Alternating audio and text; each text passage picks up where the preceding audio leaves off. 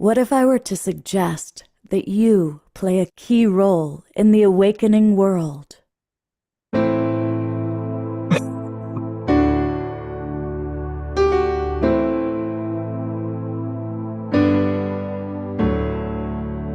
that you are watching this because you have heard the call.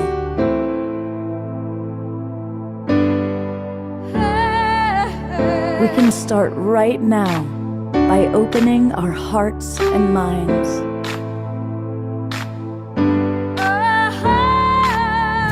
Welcome to the awakening world.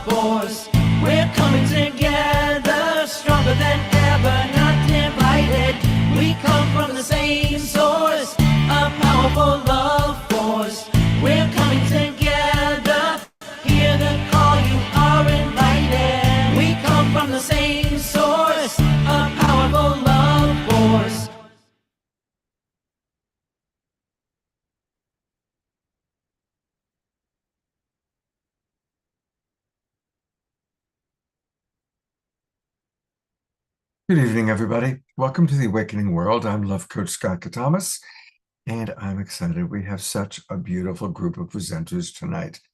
I'm billing it as wise women sharing about connection to our true mother, Mother Earth, Gaia, Pachamama.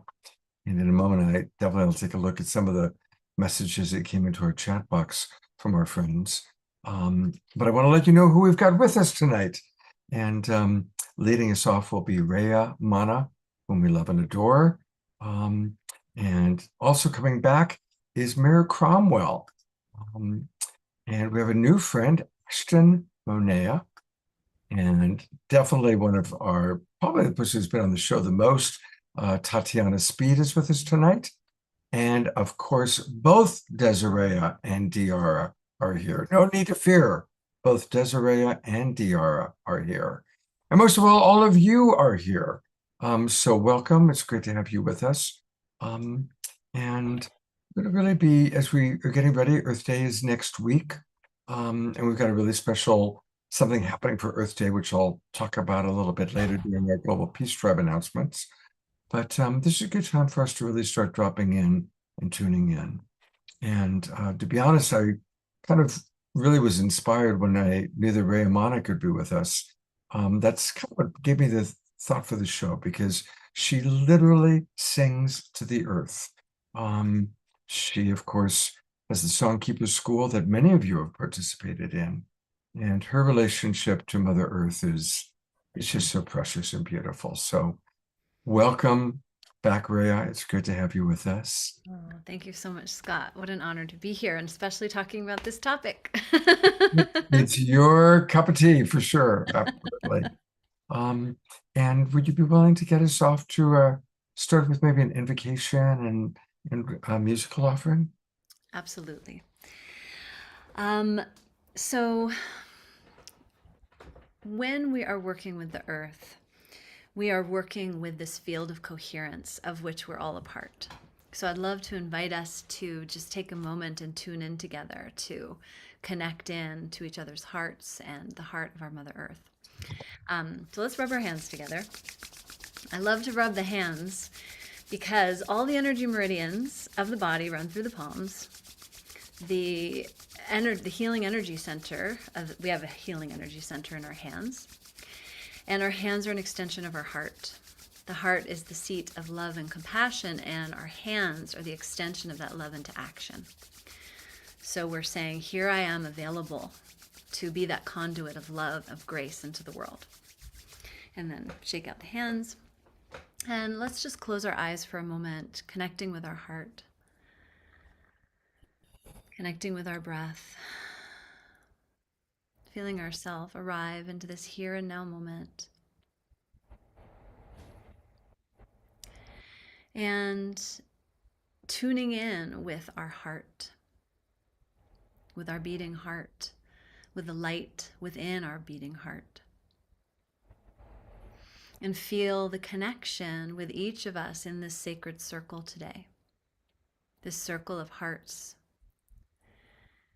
And extend that circle outward to include the light workers, the rainbow warriors, the ancient ones, the ancestors, all the beings that are here stewarding the great awakening, feeling ourselves in sacred circle with these beings, feeling our hearts illuminated, joined, and then connecting down with the heart of our Mother Earth, seeing her heart like a crystalline star. And then feeling the energy come back up to our own hearts and connecting in with the heart of the sun, creating a beautiful sacred geometry, opening a column of light to connect the heavens and the earth. And in this sacred space, we invite in the directions of the north, the south, the east, the west, the archangels who guard these gates. We invite in our Pachamama, her elementals, her kingdoms, her angels, to tend to our body temples. We invite in the sun, the moon, the stars, the great architect of the universe, the truth of who we are, that we may operate in harmony with the heavens and the earth and all beings.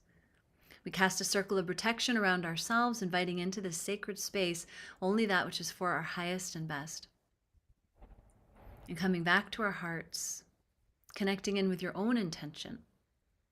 What is your intention here today, and what is your intention in relation with our Mother Earth?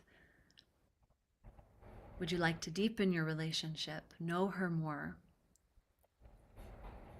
So stating that intention, just in the stillness of your being. And take some deep breaths here. And I'm going to move into a song.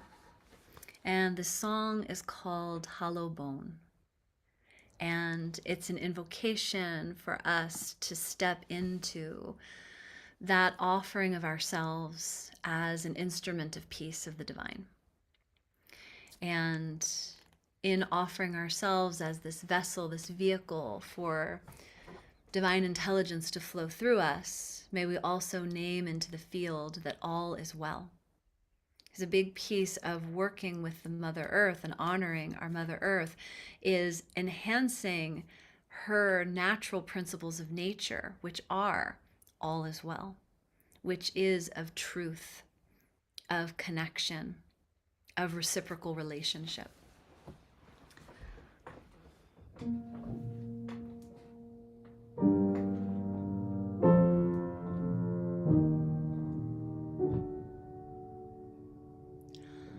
Lord, make me a hollow bone, return me to your soul.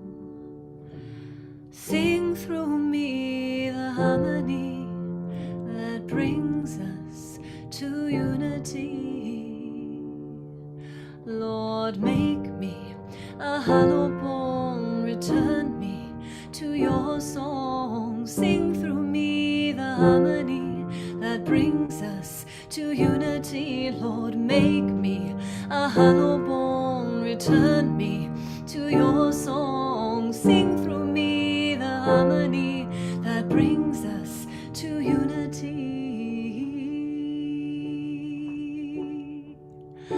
The divine intelligence of the universe has gathered itself, creating the world. The divine intelligence of the universe has gathered itself, creating the world. All is well, all is well, all is well, all is well.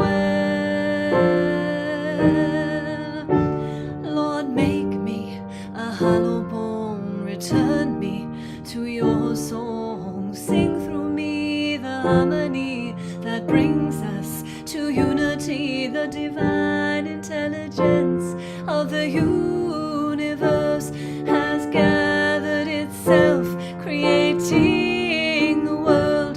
The divine intelligence of the universe has gathered itself, creating the world. All is well,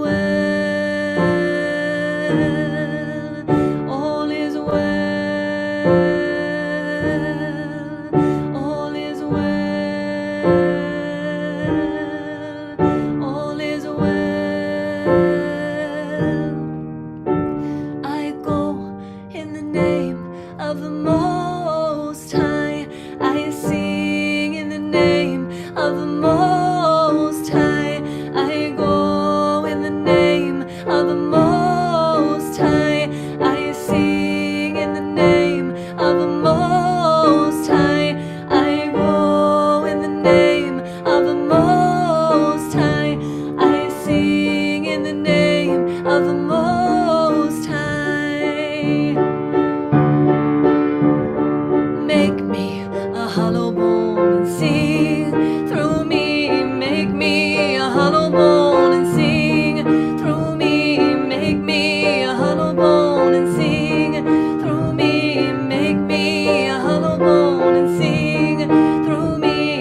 Make me a hollow bone and sing through me. Make me a hollow bone and sing through me. Make me a hollow bone and sing through me. Make me a hollow bone and sing through me.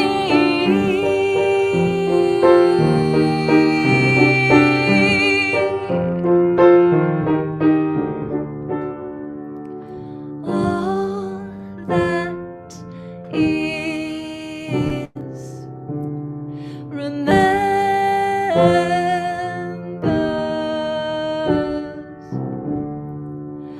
All that is remembers. All that is remembers. All that is remembers. Lord, make me a hollow bone, return me to your song.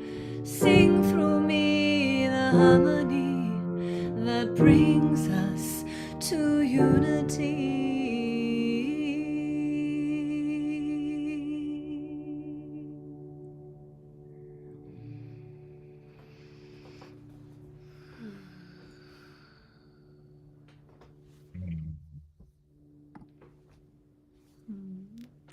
Absolutely exquisite.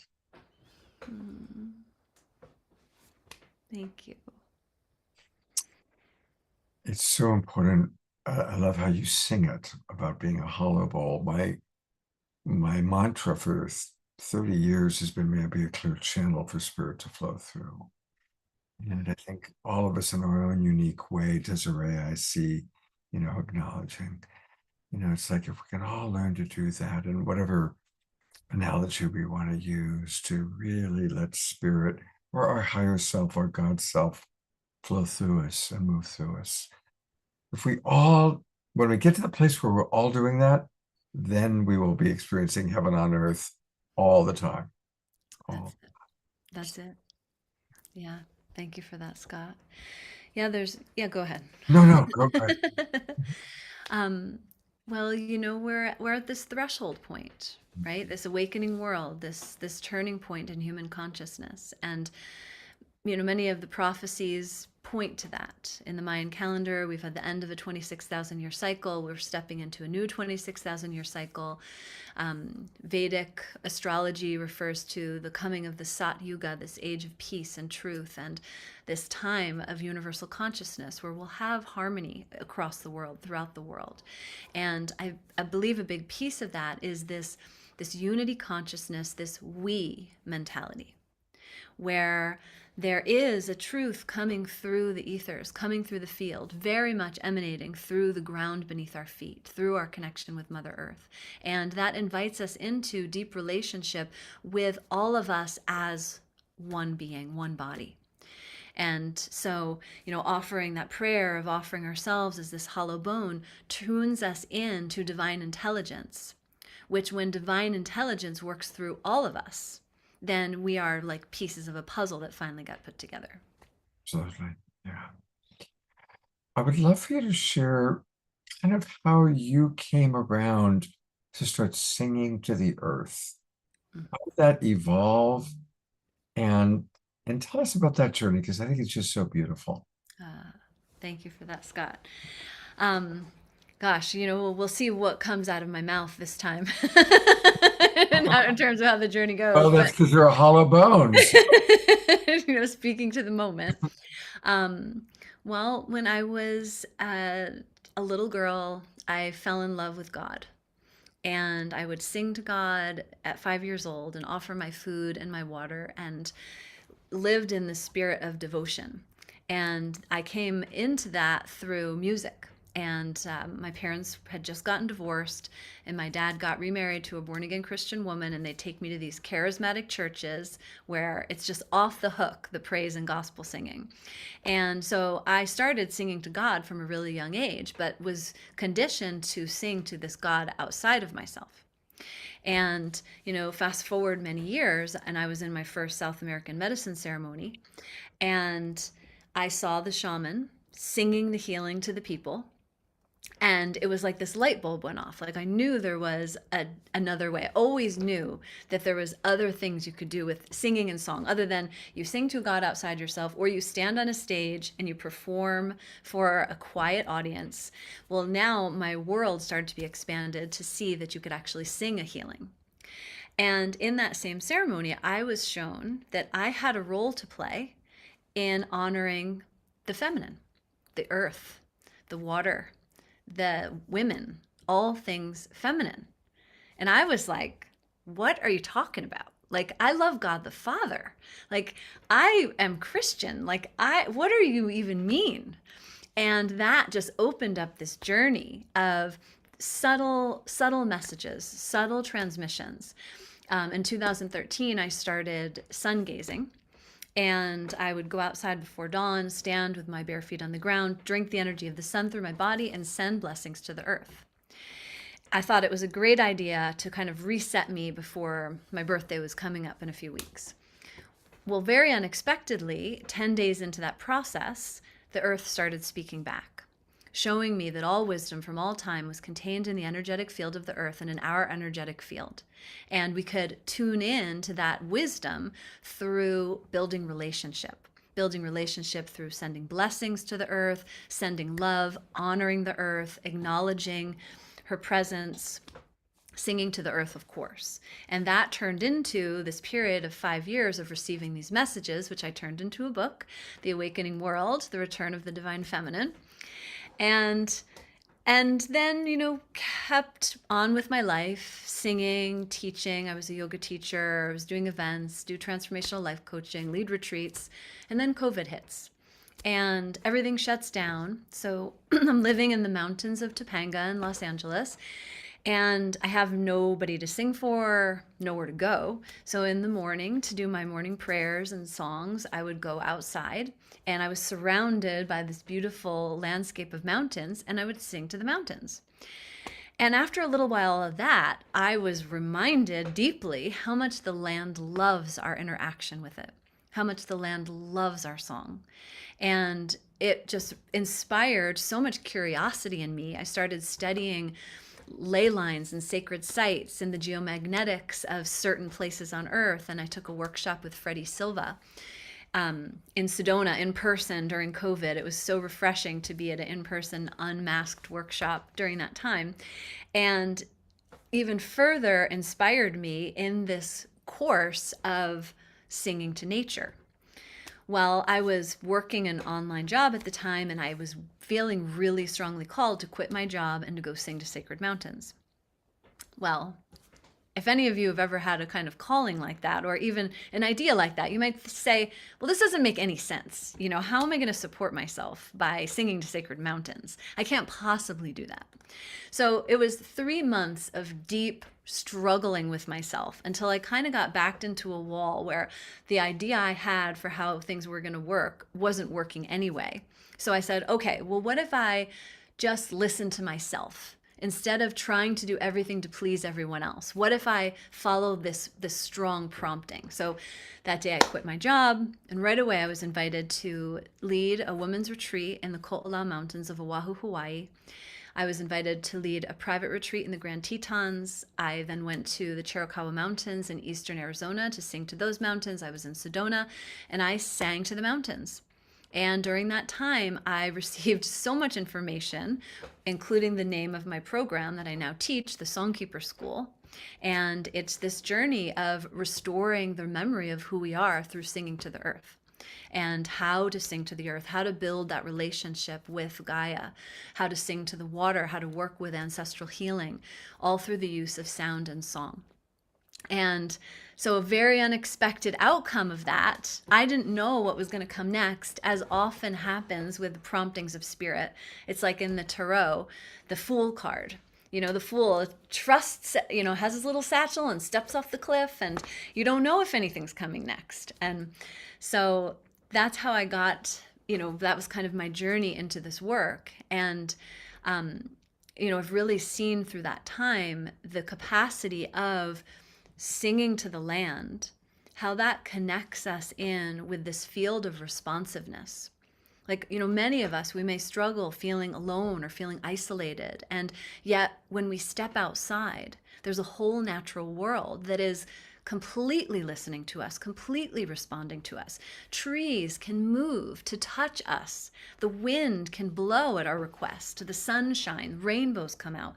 The natural world is such a beautiful example of how beloved we are of the universe. And in these times we're in, how I've experienced it is that we're living inside of a great spiritual deficit. That the original people, cultures of old, they understood that before you take anything, that you first give. You first make an offering, you first ask permission. So with the Industrial Revolution and who knows how long, we've been in this mindset of extraction where, no, you don't have to give anything first, you just take it. And when you take it from the physical world without acknowledging that there's a spiritual world, what happens is a deficit begins to grow. And now we see that in the deficit of our economy, the deficit of our mental health, the deficit of our relationships, of our happiness. And that's because we have this tremendous void in the spirit world where we haven't been giving back, and yet we've been receiving so much. So when we sing to the earth, when we tend to the earth, when we connect with the earth, we are in part giving back, filling that void, returning to source, the source of all that we have. So I'll just take a little pause.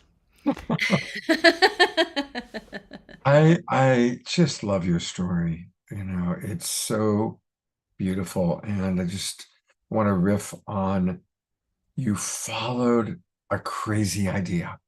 You followed something that is outside of what we've been programmed and taught and trained in the civilized world, and you really dropped into listening, and the way that it has responded, the way that your life is moving forward. It's so beautiful to watch, and it's such an inspiration. And I love what your basic premise of giving back to the earth. And what you're saying, it's true. I mean, for so long, humankind, especially Western culture, take, and one could even say raping the earth. And just the whole male paradigm, that has just done such a terrible job of leadership or lack of leadership. And so I just really appreciate who you are, the way you think, and the way you put it into action, Rhea. Thank you, Scott. And one thing I would say to that is it's not the male paradigm that's the problem. You know, our natural polarities are the female and the male. It's the distortion field.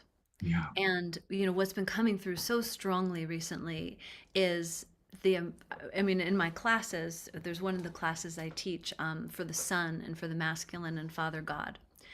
And there's a song that we sing, which is for blessing the men and recognition that inside this field of distortion, the men have been the slave labor of the commerce of the system.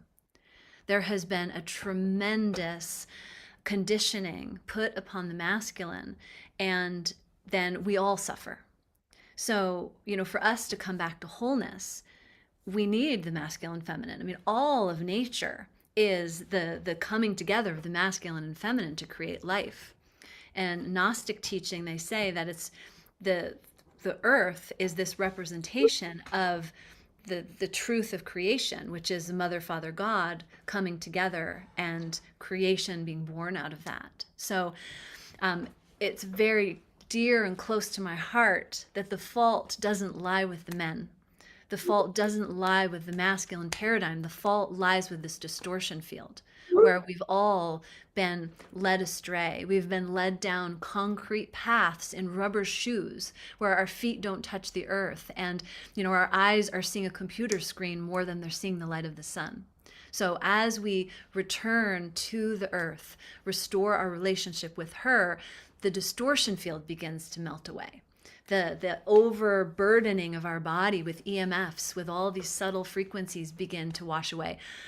As we return to the earth and hopefully are able to eat in natural food and to drink pure water, then we're not being exposed to the bombardment of hormones that are also manipulating the way that we're seeing the world. So I just wanted to share that because it makes me so sad sometimes when I see a good man like you and talking about, you know, the ills caused by the men. Because I wouldn't assign blame like that. I would assign it to the distortion field, and that just shows why it is so important for us to connect with the earth, to connect with these fields of unity, of peace, of truth. May we, you know, we are spiritual beings, and we are designed to be in motion, in action. And how do you take a spiritual being out of their power? You invalidate them. You tell them they're wrong. You tell them they're bad. And as soon as you tell them they're wrong and bad, they stop acting. They stop their motion. They stop power. So we need all of us right now to utilize our power for good into the world. Brilliantly stated. I stand corrected. At the moment it came out of my mouth, I said that didn't turn out right. But thank you for saying that, because there's so much talk like that. I hear it all the time, how bad the men are. And I just want to cry. Yeah. Because the men I know, like you, Scott, are beautiful, beautiful, kind-hearted men who give their life dedicated to higher principles. And I meant to say the dominant male patriarchy, but I really like how you call it the distortion field. I think that's a really dynamic and powerful way to say it. And you know, this is a whole other topic. This is a whole show.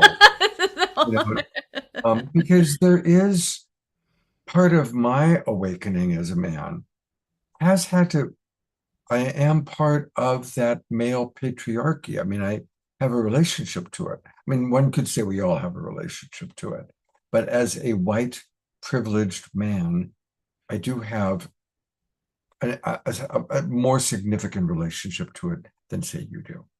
And there's a certain embarrassment and shame. And you're right, we don't want to go into paralysis.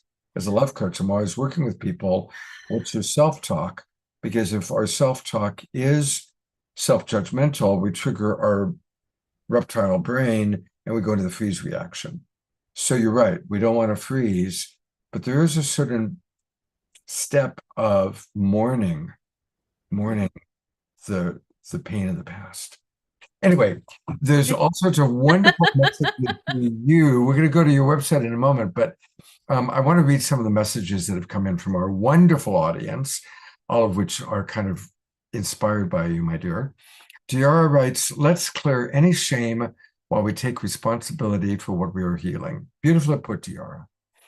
Carol Craig says, right on. I love men. No need to blame. We just need to get it together and do better. Eleanor Joy writes, for our walking group today, the rain held off until the end of the walk. Whichever way it goes, being in the forest was a beautiful, deep, rich experience. DR also wrote, it hurts to hear deprecation of the male men when we discuss patriarchy. Thank you, Rhea. Rhea saved me. Rhea to the rescue. Thank you.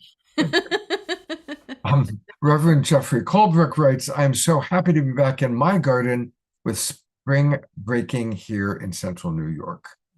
Scotty Satori says, yes, I was also outside most of the day. It just got better and better, warmer and warmer. Loved it with beautiful views from the ranch. Susan Bloomquist writes this, I think, a little bit to what you were saying earlier. Reciprocation is a way to live. Perhaps that would change many things. And Darina Joy wrote an acrostic poem for our beloved Earth.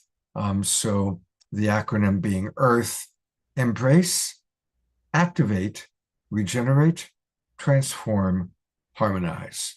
So again, E would be embrace, A would be activate, R would be regenerate, T would be transform, H would be harmonize.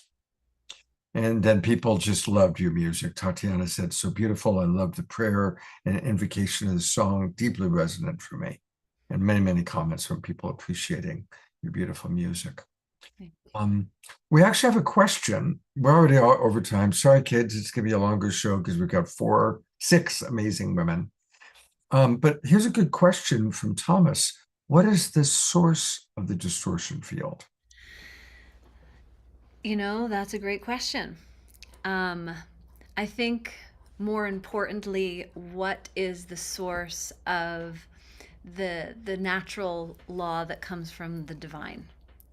Because any inquiry we're in, the universe goes to open the way for that. Anything we focus on expands that in our life.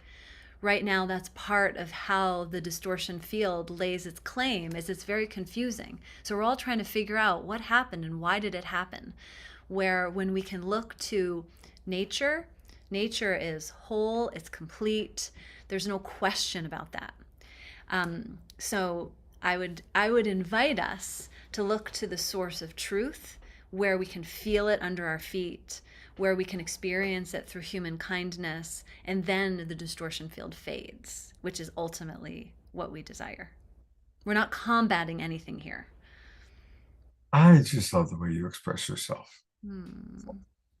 So she mentioned the Songkeeper School, and to find all things Rhea Mana, it's her website, which is her name, Reya, Rhea, Mana with 2 N's, Manna. And if you go to events, you will see that she's got her Songkeeper.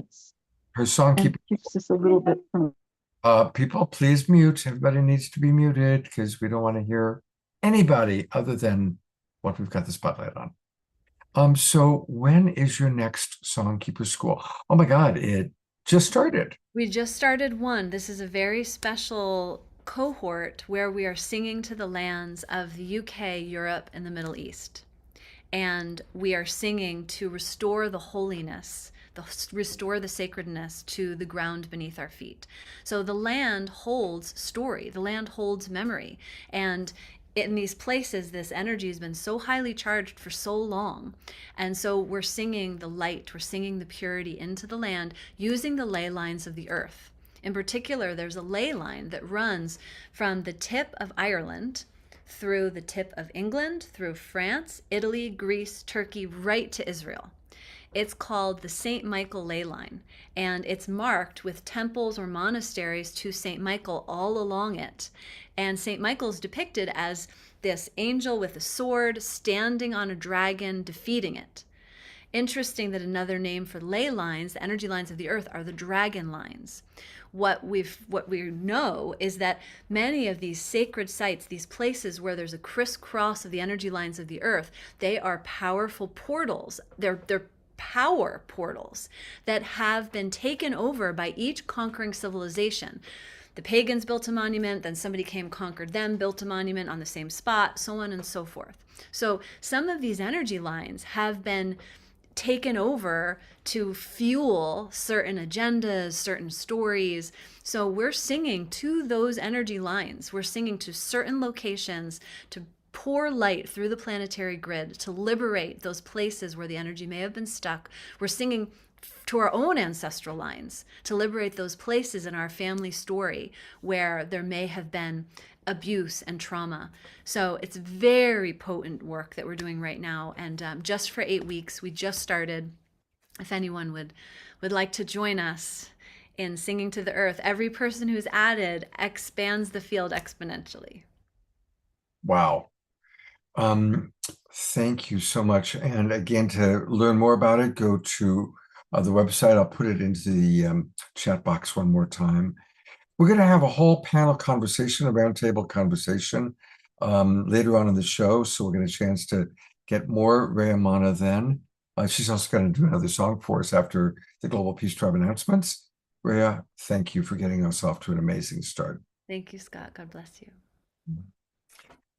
Well, where did you see? We've got so many amazing women sharing tonight. And our next guest is Mayor Cromwell.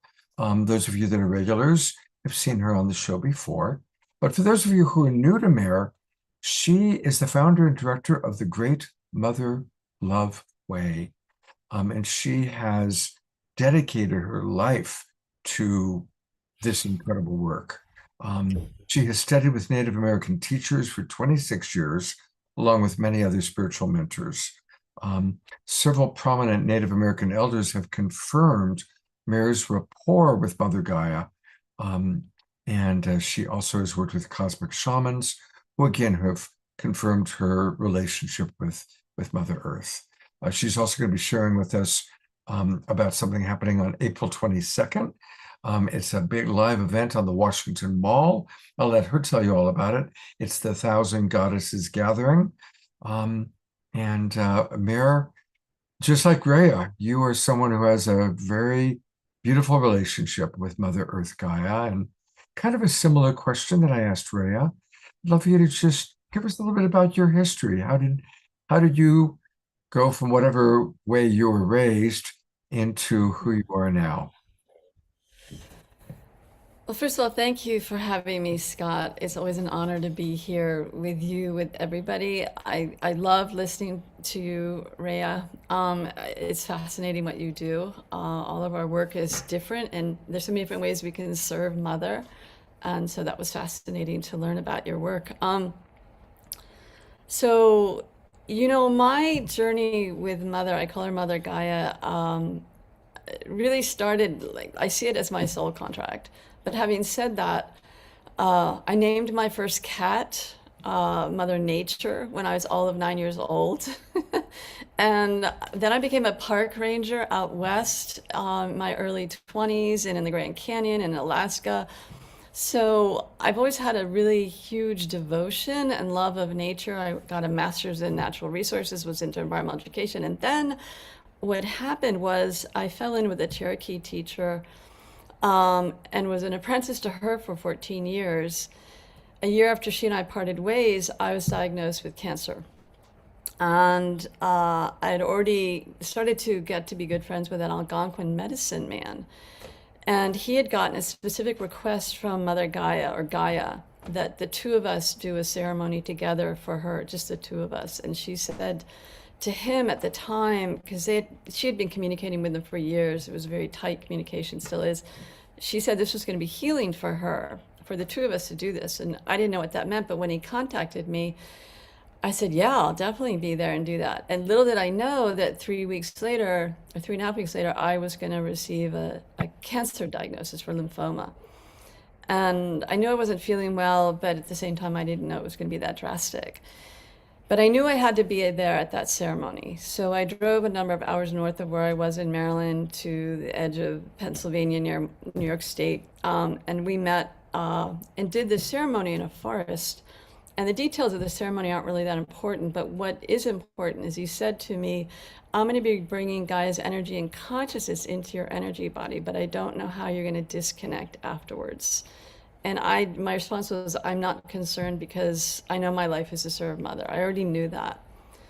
And right at the end of the ceremony, I hear this voice booming through my head that says, if you surrender to me to the extent I will ask you to surrender, I will help you heal from the cancer without the doctors. And I knew in that moment, like, this is Mother. This is Gaia. She's talking to me. And of course, when I heard her, what she said, I'm like, yes, full on yes. I really look at it now like she kind of had me over a stick. I was terrified of what the doctors were gonna want me to do, chemo and radio, whatever. And so then things became really interesting really fast, and I started having all these adventures where my car went an extra 110 miles on full. Mother called me to the ocean 2 weeks after that ceremony, and I was doing ceremony on the beach and ceremony in the hotel room, and she said, I want you to put this other book aside that I had already started. I want you to write this book with me. And she gave me the title, Messages from Mother Earth Mother. She gave me the whole table of contents, and then she gave me the very first full message, which is her message to us women. And I could go on with all the adventures. They're not stopping. Matter of fact, just 3 weeks ago, she gave me the assignment, which is what I would love to share a little bit about here tonight, is to link up the 1,000 Goddesses Gathering Global Grid that I've been organizing because Mother asked me to do it 10 years ago. And have this be a global grid of people around the world, and all of you are invited to do ceremony to link in with the final day, the final ceremony of the Great Mother March, which is an amazing event of people, all women but one man, one divine masculine guardian, the way I word it. They've been walking from Asheville, near where I live, to Washington, D.C., and they just have left Charlottesville today. And they're going to be in Washington, D.C. for the final day, April 22nd, Earth Day. And it's going to be a big event right below the Capitol. We're bringing the Great Mother into Washington, D.C. for a ceremony at the Capitol Reflection Pond. Water ceremony.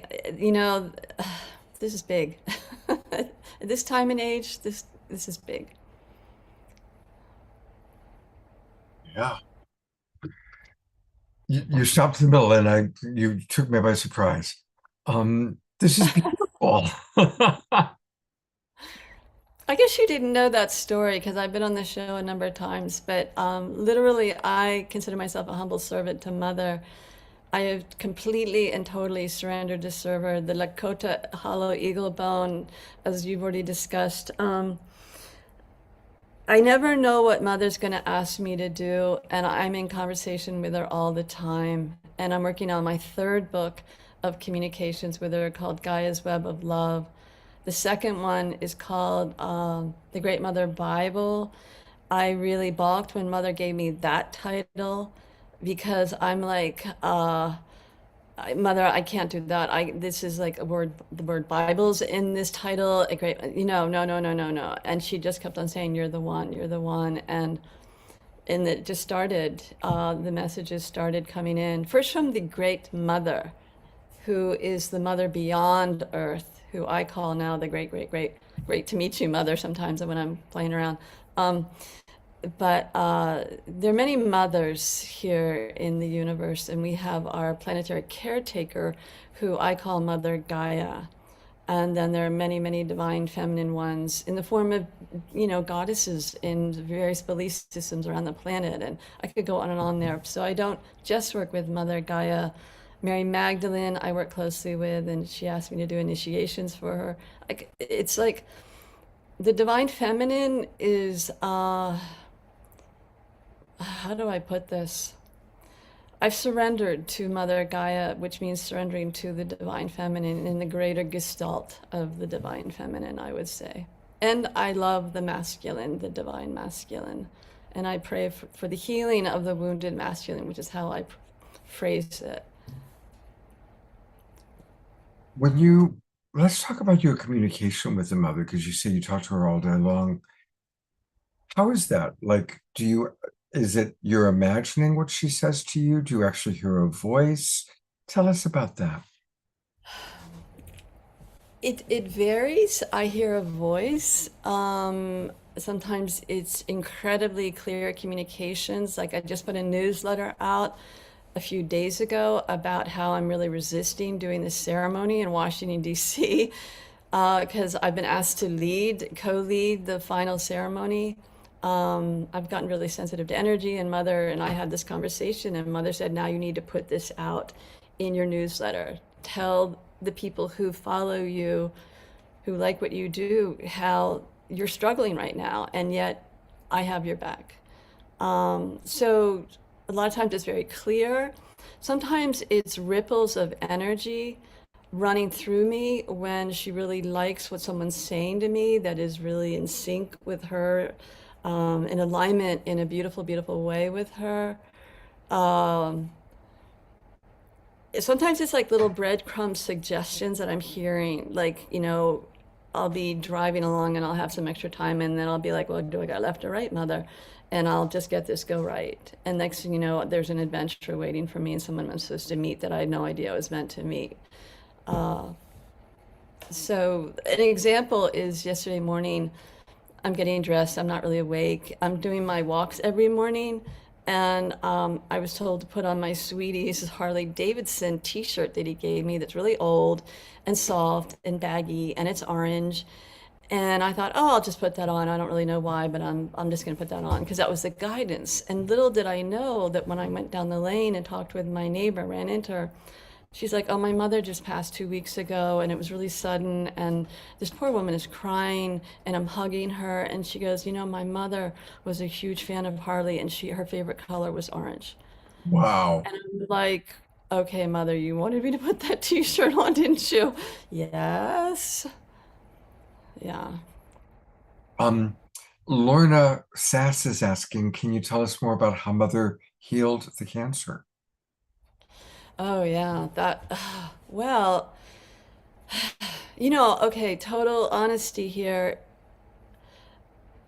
In this full-on surrender, I also changed my diet and I started doing a lot of emotional work because I knew it was a lot of repressed energy in my womb space, which a lot of us women have, for reasons I won't get into all right now. And there were these spontaneous ceremonies. Like I got a spiritual call one day, go to this forest in the neighborhood because that's where the nature spirits are hanging out because the whole rest of the neighborhood's been developed. And so I go down there and I take my smudge bowl and I'm doing ceremony. And right as I'm leaving the forest at the end, I'm guided, put your hands on this big tree here and just love up the tree and take in the energy from the tree. I got so much energy that moved through my system. I got back to the house where I was living and I lay on the couch for the rest of the afternoon because it was like massive amounts of healing energy. And right after the diagnosis, Mother said to me, in her way of saying, you're not going to work with a doctor, which by the way, I tried to find a primary care physician, I didn't even have one. And the first one I went to, her electricity went off. Her computers went down in the office while she's examining me and taking notes on the computer. And I said, so does this happen very often? No, this never happens. And I went, oh. I'm thinking, I guess I'm not supposed to work with this doctor. But Mother said to me, because I lived near the Catoctons in Maryland, and there are a lot of beautiful streams there, and it's all protected forest for the most part. She said, I want you to go every day and go into the forest and find a creek and put your feet in that cold water every day. Because it was lymphoma, I needed to move the energy in my system. I needed to clear my lymph nodes. And I did that almost every day. And I went to sun dances the next summer. I went to Europe, was part of a Gaia wisdom gathering.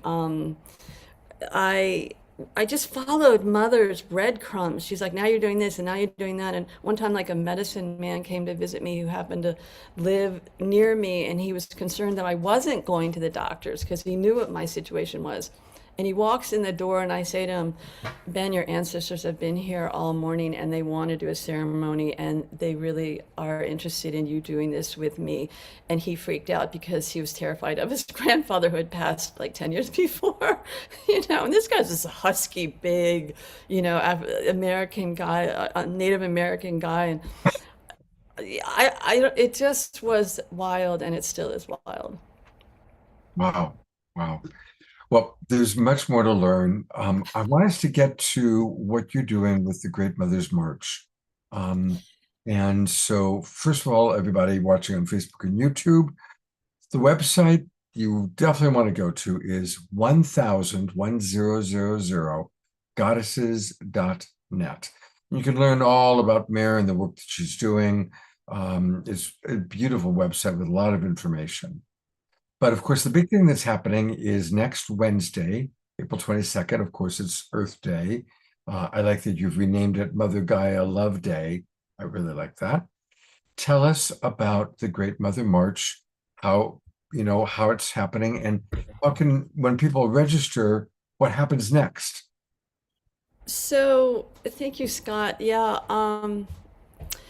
So when you register for this, you receive a response, basically, that I wrote up. But the gist of it is that you're registering to be a luminous love node. That's the term that Mother wants me to use. Wherever you live on the planet. And in being a luminous love node, you are willing to be a conduit of love. And there are steps on the website about how to do ceremony. And I would love to, before we part ways here, to encourage everyone to connect with Mother Gaia, and I will guide you through a really quick way to do that, from our energy body to her heart, our heart to her heart.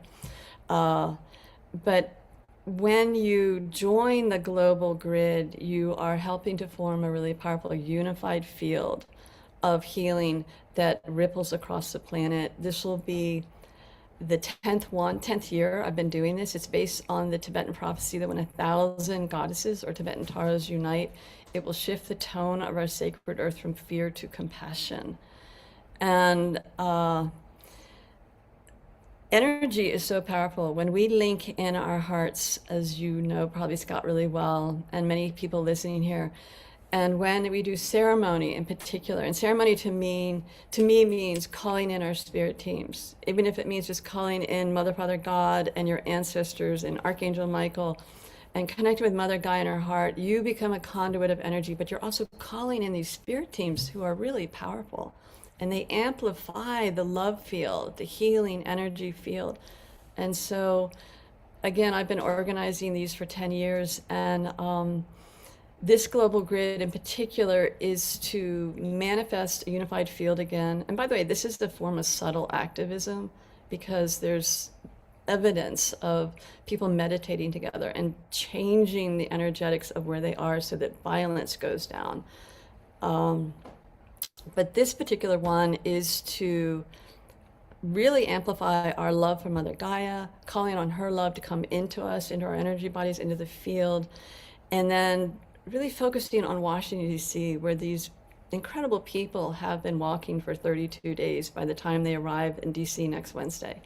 And they've been walking 500 miles, and it's been a test. This is a pilgrimage. And the woman who is the visionary founder of it, leader, Whitney Freya, she calls it an empowerment pilgrimage. To me, it's an empowerment spiritual pilgrimage, because everything's spiritual.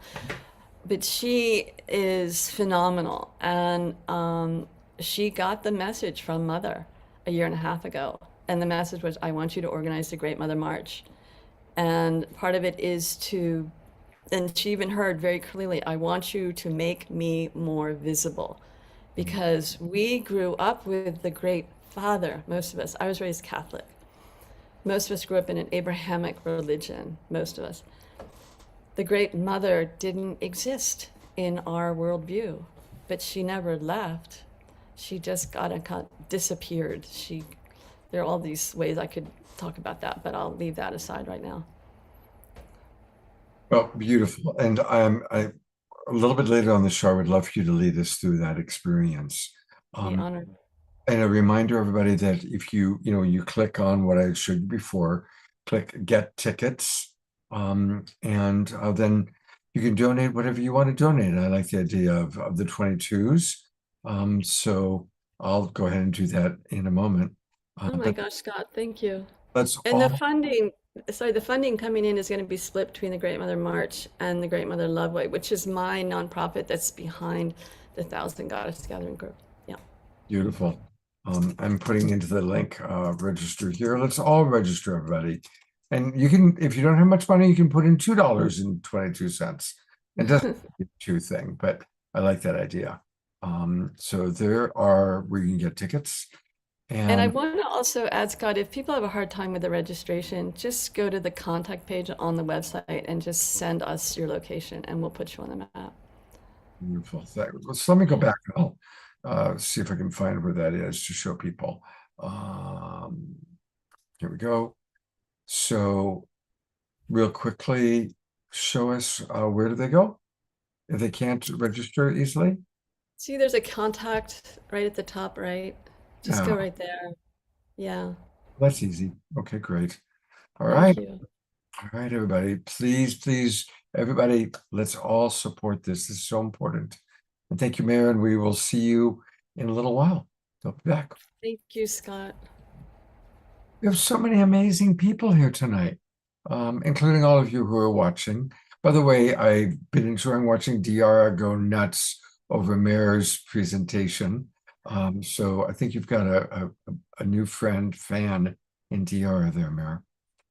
Well, we all are fans of our next guest because it's Tatiana Speed, one of our absolute favorite, beloved presenters on the Awakening World. And she's been with us for many, many years. And it's been amazing watching your growth, Tatiana, watching your evolution. But as much as we all know you, I don't think we know your story of your relationship to Mother Earth, Gaia. And I'd love to ask you same question. It's been fascinating hearing from Rhea and Mare. Tell us how you've evolved from whatever way you were raised, whatever faith or religion, into your current connection with our mother. Sure, I love this question. I'm just going to put it on gallery so I can see everybody. Hi, everyone. Aw, yay. I feel like I was definitely a true child of the earth. I mean, I was raised by a wild woman. Scott is getting to know my mother. I think you're all getting to know my mother now. People So, love your mother, by the way. Well, I mean, you know better than we do, but her piano music is incredible. And it's been yeah. such a wonderful, I put her into the shows that are kind of more with a lot of talking because Mm, after getting, like a lot of science or a lot of, talk, it's so nice to just relax into your mother's music. So mm. yeah, and our audience is loving her. So yes, she's becoming a very popular part of the awakening world. That's so special. I love that so much. Yeah, so you know she's a magical being and very much a free spirit, a clairvoyant, a mystic, an artist, and she raised me very unconventionally and very connected to the earth. I mean, you know, you see those kids at festivals when you go to festivals that are running around barefoot and like look like feral uh, children with their like hair done and their bare feet, and like that was me. I was just carted off to so many earth festivals, always out in like beautiful nature with her. I refused to wear shoes. I often was in school and teachers were trying to get me to put my shoes on and I just wouldn't. And I had calluses on like I still have them actually. I can still run. I can run over any terrain like with my feet. And I always felt like a very deep connection between my feet and the earth. And I just felt like I did never wanted to put shoes on because it felt like it broke that contact between my feet and the earth. And I never had the language for that as a child, but I would just like go into tantrums and people trying to put shoes on my feet.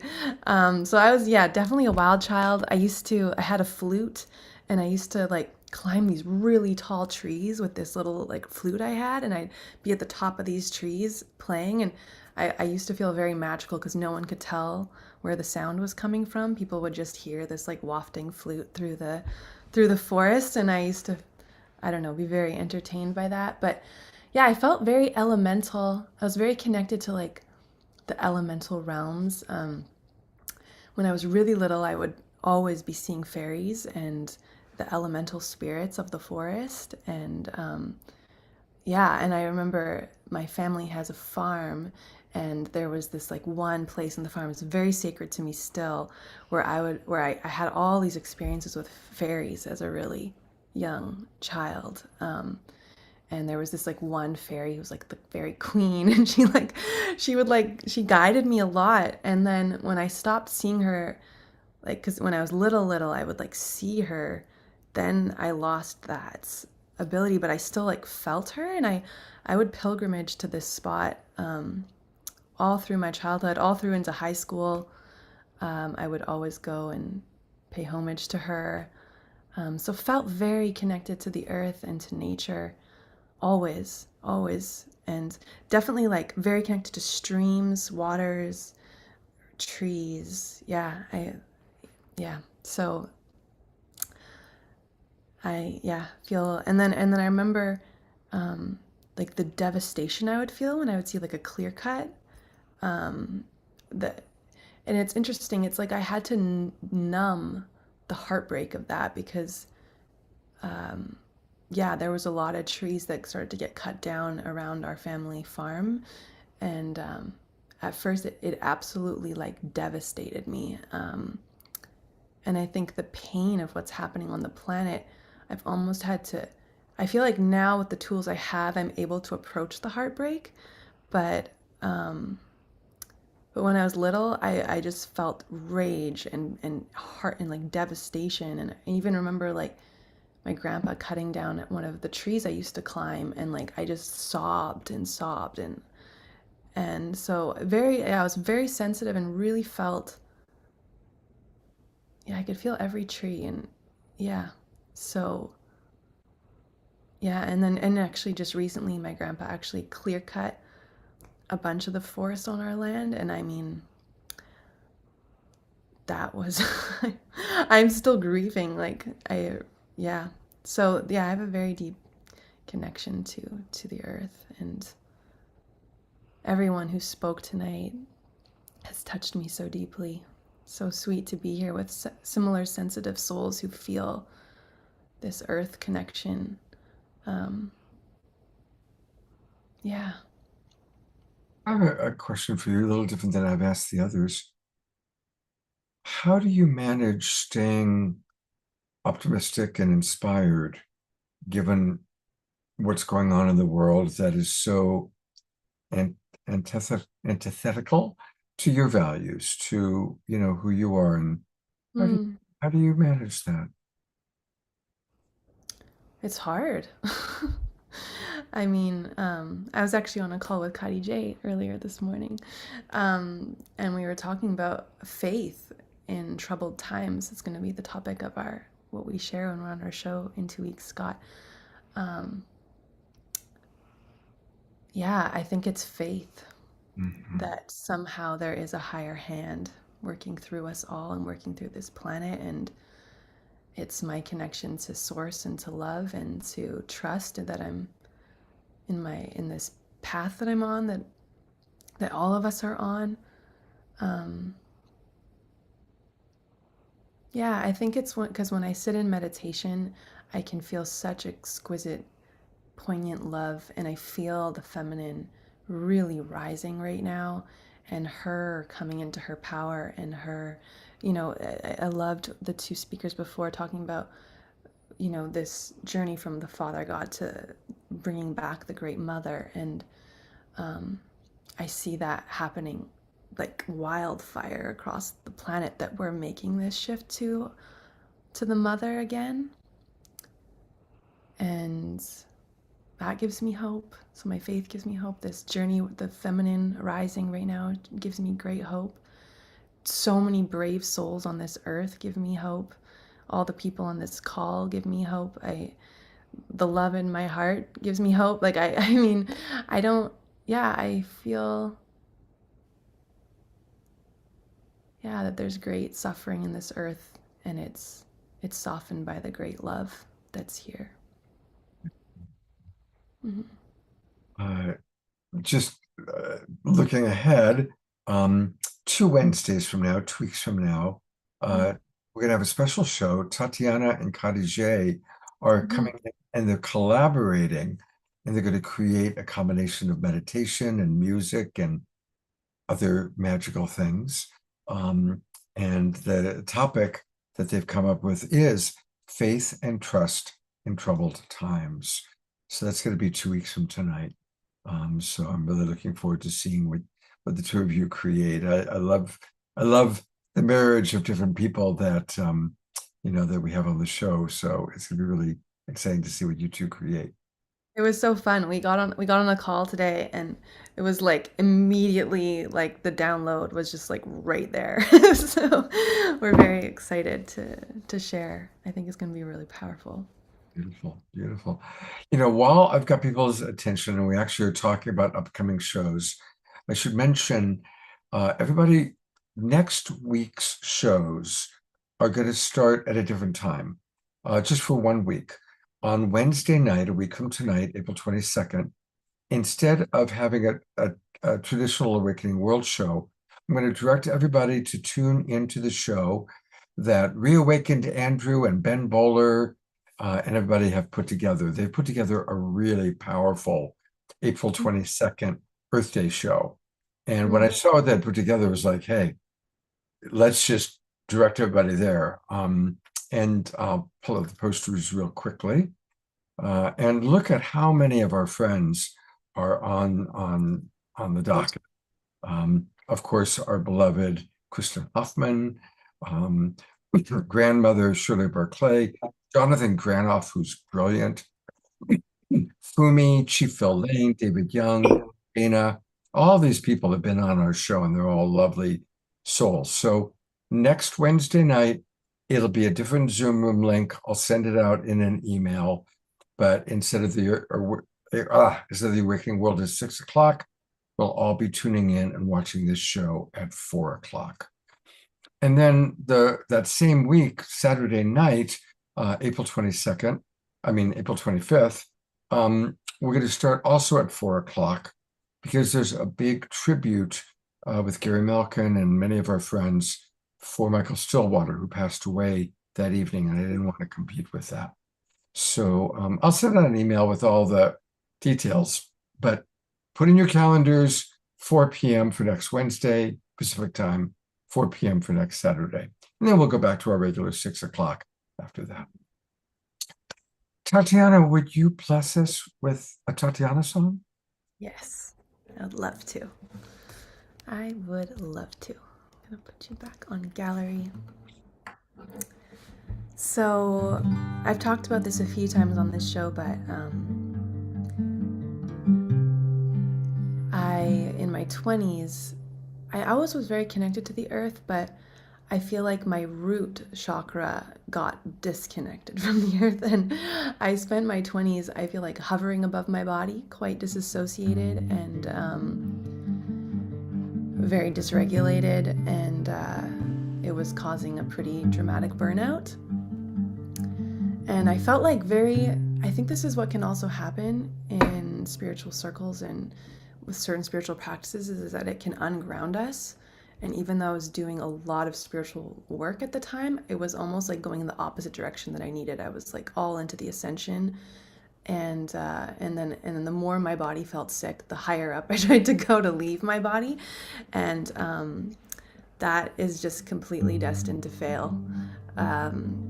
Because it's not actually a journey of wholeness. It's a misplaced idea of wholeness, I think. So I was getting increasingly ungrounded, doing a lot of spiritual practices that were making me more disassociated. And I had this moment of clarity of like, girl, you need to like descend down to the earth. You are going the wrong direction.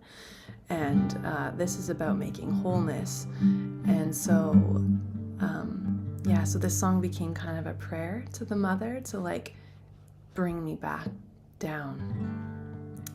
So this is the song.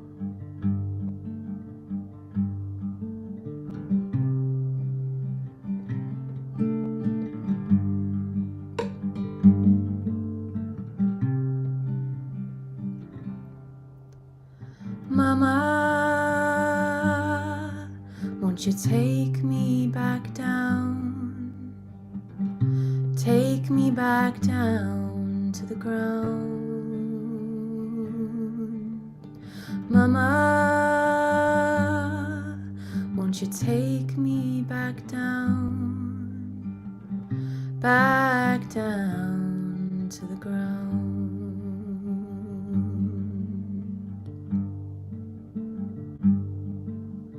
I have gotten lost with my head in the clouds. My mind is too loud to hear your voice. And I have gotten lost with my feet off the ground, not making a sound as I fly too high. So Mama, won't you take me back down? Take me back down to the ground. Mama,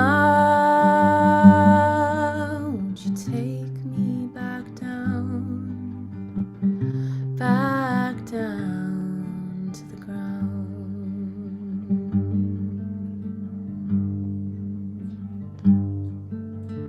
I've gotten disconnected from the plants and the trees, the life that's been given to sustain me.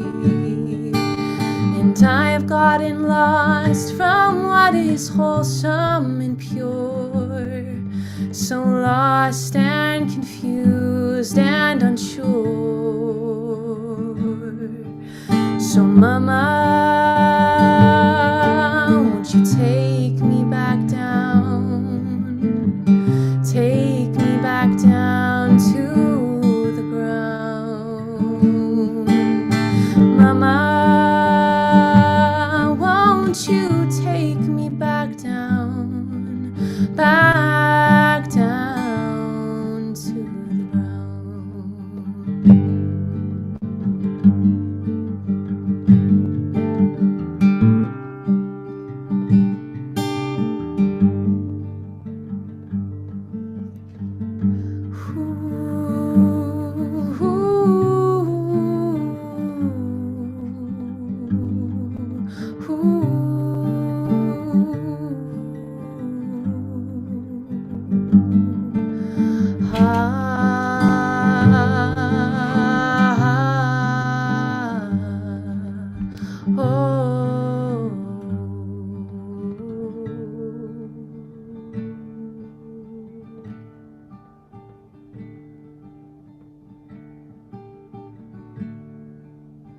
I have gotten lost 'cause I forgot my name, forgot my place, couldn't remember from where I came. I have gotten lost, but I'm finding my way home. Mama, take me down.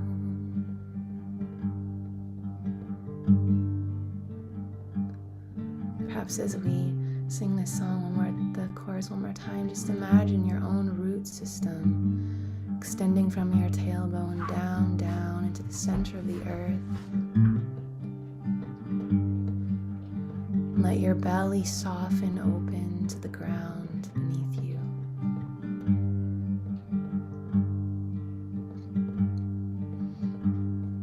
Travel down to your feet. Feel your feet making contact with the floor. Let yourself feel gravity holding you to this mother.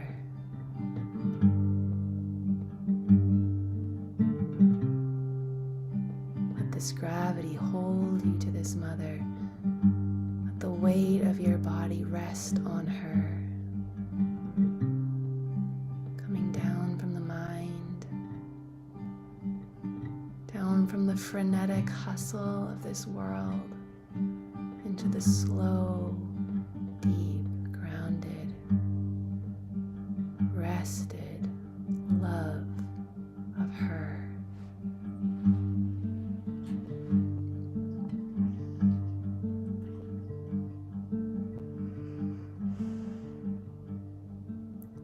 Mama, won't you take me back down? Take me back down to the ground. Mama, won't you take me back down? Back down to the ground.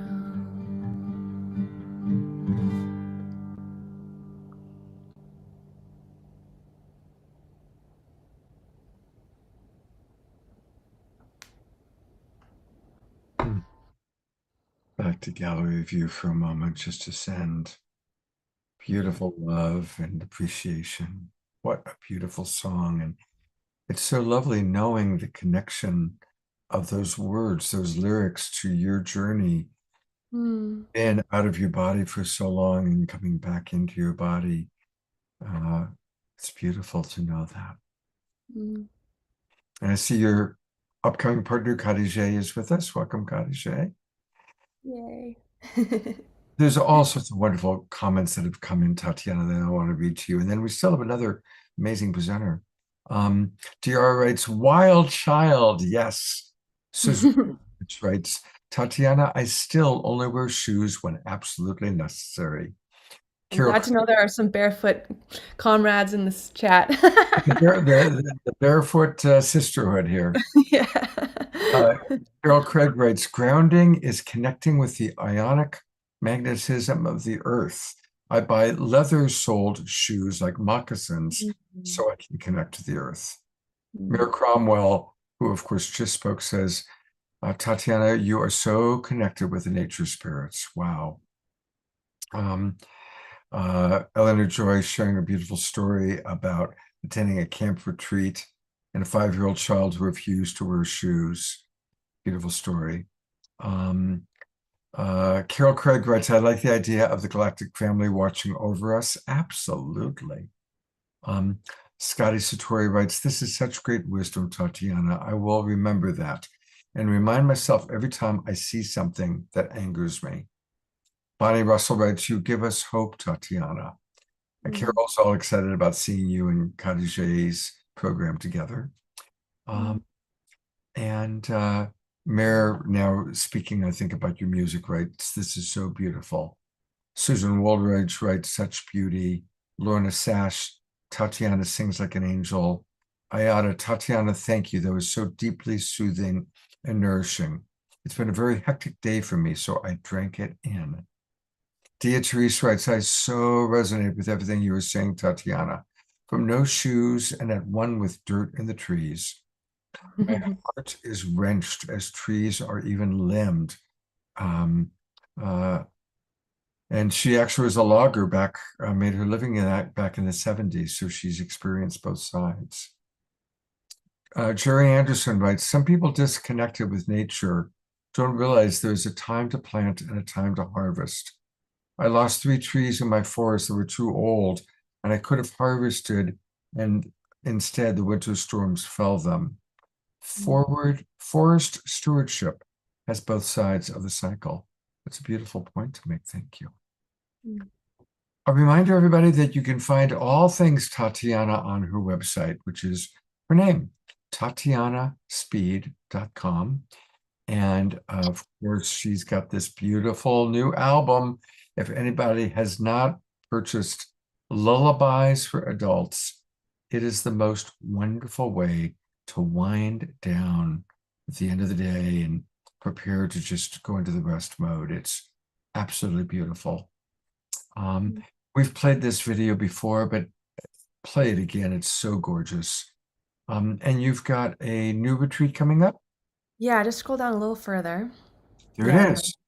With your partner, there he is. Your soon yes, friend. yes. I love seeing that he's worked his way into your retreats. Yes, he has been initiated. Oh, Um, no, we've actually done these retreats quite a few times together. The Way of Love retreat. It's a really beautiful journey into the heart, into love. Really builds a sense of it's it's a real deep experience into belonging, community, the sacred. We do a lot of really powerful practices. If there's anyone, I know it's quite far for those of you in the States, but if there's anyone in BC, it's on the Sunshine Coast in a really special retreat center. And these retreats have been so powerful, so special. And yeah, if anyone's interested or close and wants to come, I would be so honored to have you with us. well, thank you so much, Tatiana. And of course, we'll have more Tatiana a little bit later on in the show. Thank you, Myla. Thank you. Mhm. Well, we have a new friend with us. So after three of our favorite luminaries from the past, it's my pleasure to introduce you to Ashlyn Manea. And she is a teacher, a seer, a mentor. She's known for her work in healing, embodiment, and higher consciousness. Ashton brings a powerful blend of multidimensional awareness and grounded practicality to help individuals reconnect with their true essence and embody their highest potential. She specializes in masculine and feminine integration, similar to what Rhea was talking about earlier tonight. Ashton has a unique ability to alchemize shadow into soul, leading to deep transformation. So, welcome to the awakening world, Ashton. Hi, it's so lovely to be here with you, Scott, and everyone else that is here.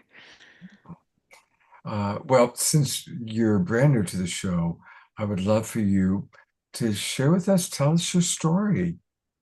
Mm. So I'm going to go a little bit sideways here, but by way of what's guided for me in this moment. So I'm not going to share in the way that I typically would in this moment, because there were certain things that were arising as I was listening to other women share. So, where I'm going to begin here is this moment where I was probably about 5 years old. And I could feel this sensation of connection and love.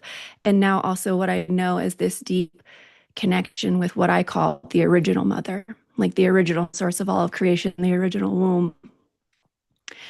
And so, through this connection with her, there was also this like sensation of love that would move through the purity of my own heart. And though it felt so palpable in my immediate surroundings, like my own kind of energetic body, when I would go somewhat outside of that, I felt the absence of it. And I didn't have words for this when I was 5, but it made me cry. And I would cry a lot. Like, why is this thing here, but it's not here? So later on in my life, now probably in my 20s, I was coming out of that kind of cliche empath narcissist relationship and realizing, wow, like that wasn't love. And I had this moment with myself where I felt love, like really for the first time in a way with myself. But then I'm reconnecting with nature. I'm starting to walk more outside and I could just like feel her, like I could feel Gaia below my feet. And I could feel her nourishment enter my feet and then enter my body. And I just had this moment of like, oh, there it is. Like there's the thing that I was feeling was absent outside of this range of myself, but yet it's her and she's me and I'm here and she's right below my feet. So now I'm going to take us back way in time and it'll get a little bit multidimensional. So I had that moment. I met someone. I would refer to this as like a sacred contract, cosmic connection that I had through multi lifetimes. And I started to really remember myself, like really, really remember myself through time, space, so many dimensions.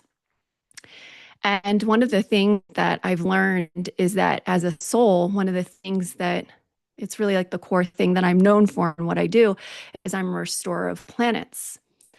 So when I met Gaia, I had been building a whole planetary system. And I got to this point where I was like being this planetary system essentially. And then I could feel her and I was like, oh, what is this magnificent creature?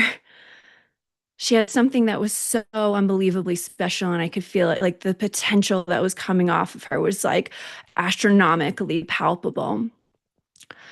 And I also recognized that there were certain things, like certain elements that, as being someone who's a restorer of worlds, I've gone into a lot of falls and falls and falls, and I could see, oh, there's certain kind of missing ingredients. And so a fall is certainly going to arrive to her.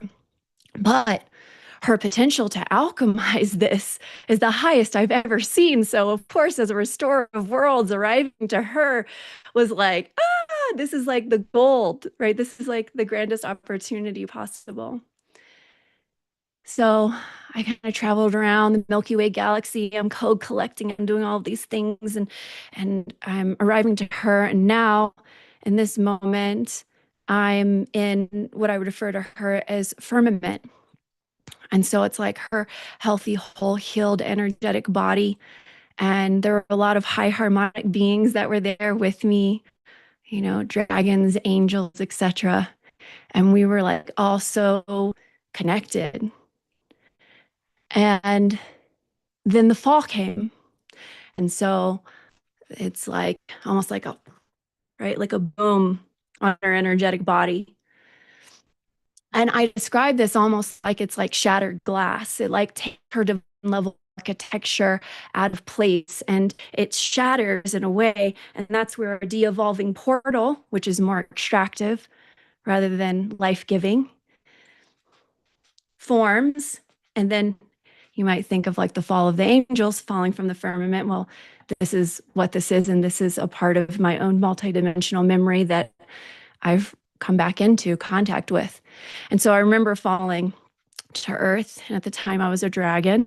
I'm very familiar with grid work and grid lines and restoring earth in this particular kind of way. And one of the things that I noticed about Gaia was like she had this beautiful motherly energy. And she also had a beautiful divine child energy.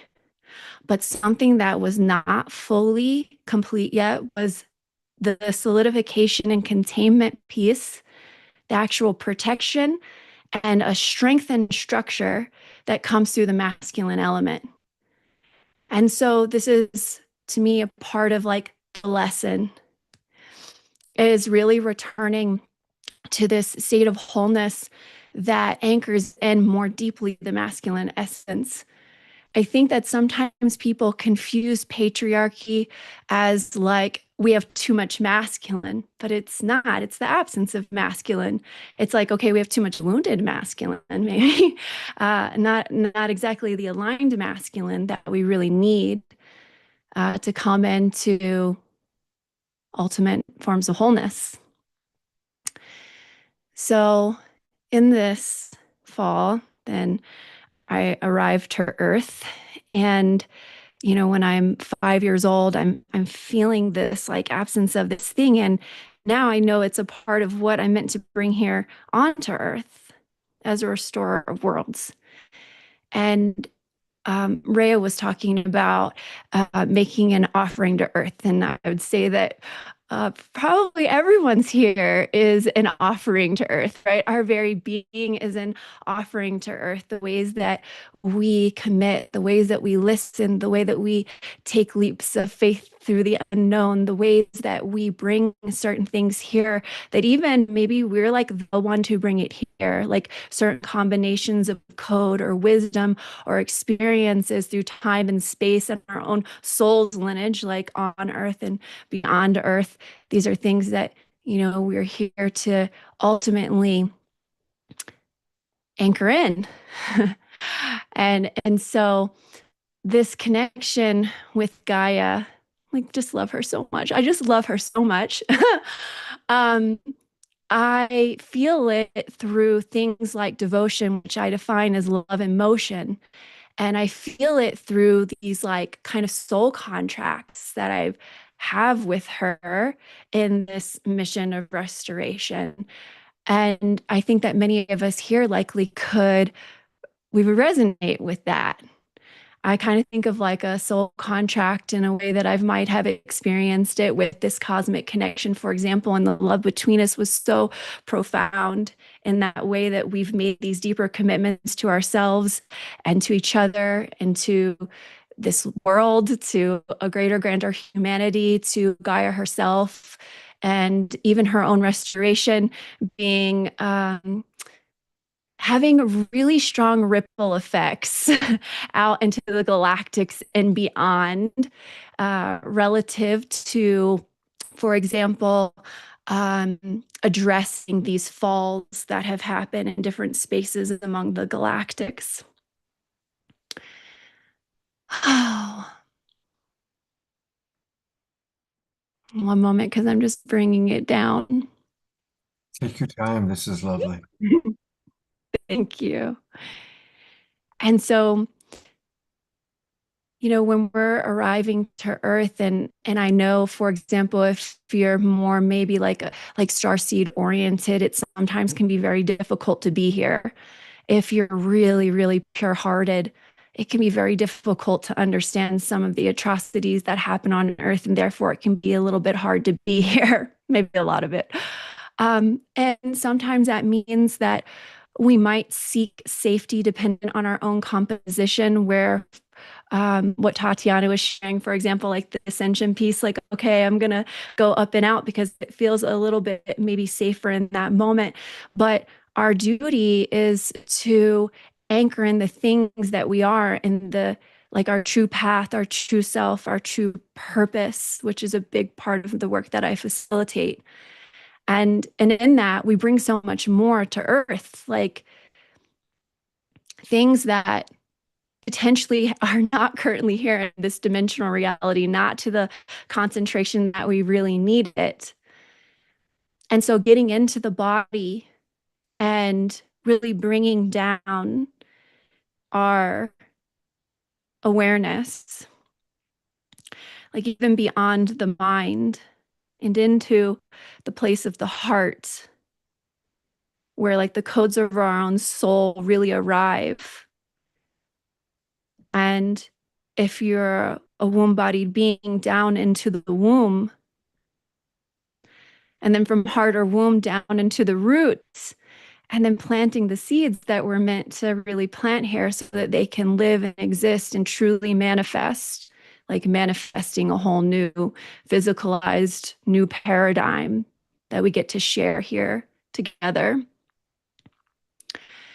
And so with that, I would invite listeners, if you feel so inclined, to really call in the codes of your own soul and parts and pieces of your true blueprint, your fuller, wholer essence in all of its multifacetedness, in beyond the mind and down into the heart, further down. If you're a womb body being, maybe landing some of that in your womb, and then connecting into your own root, moving down below the roots into the soil of Gaia, really connecting in with those deeper sacred contracts that you may have made with her in a form of sacred reciprocity and offering. And then further down, like past the rock and the bedrock of Gaia, like volcanic layers, into her iron core, And then ask for guidance and wisdom or support and alignment, spaciousness and reception to be all that you are.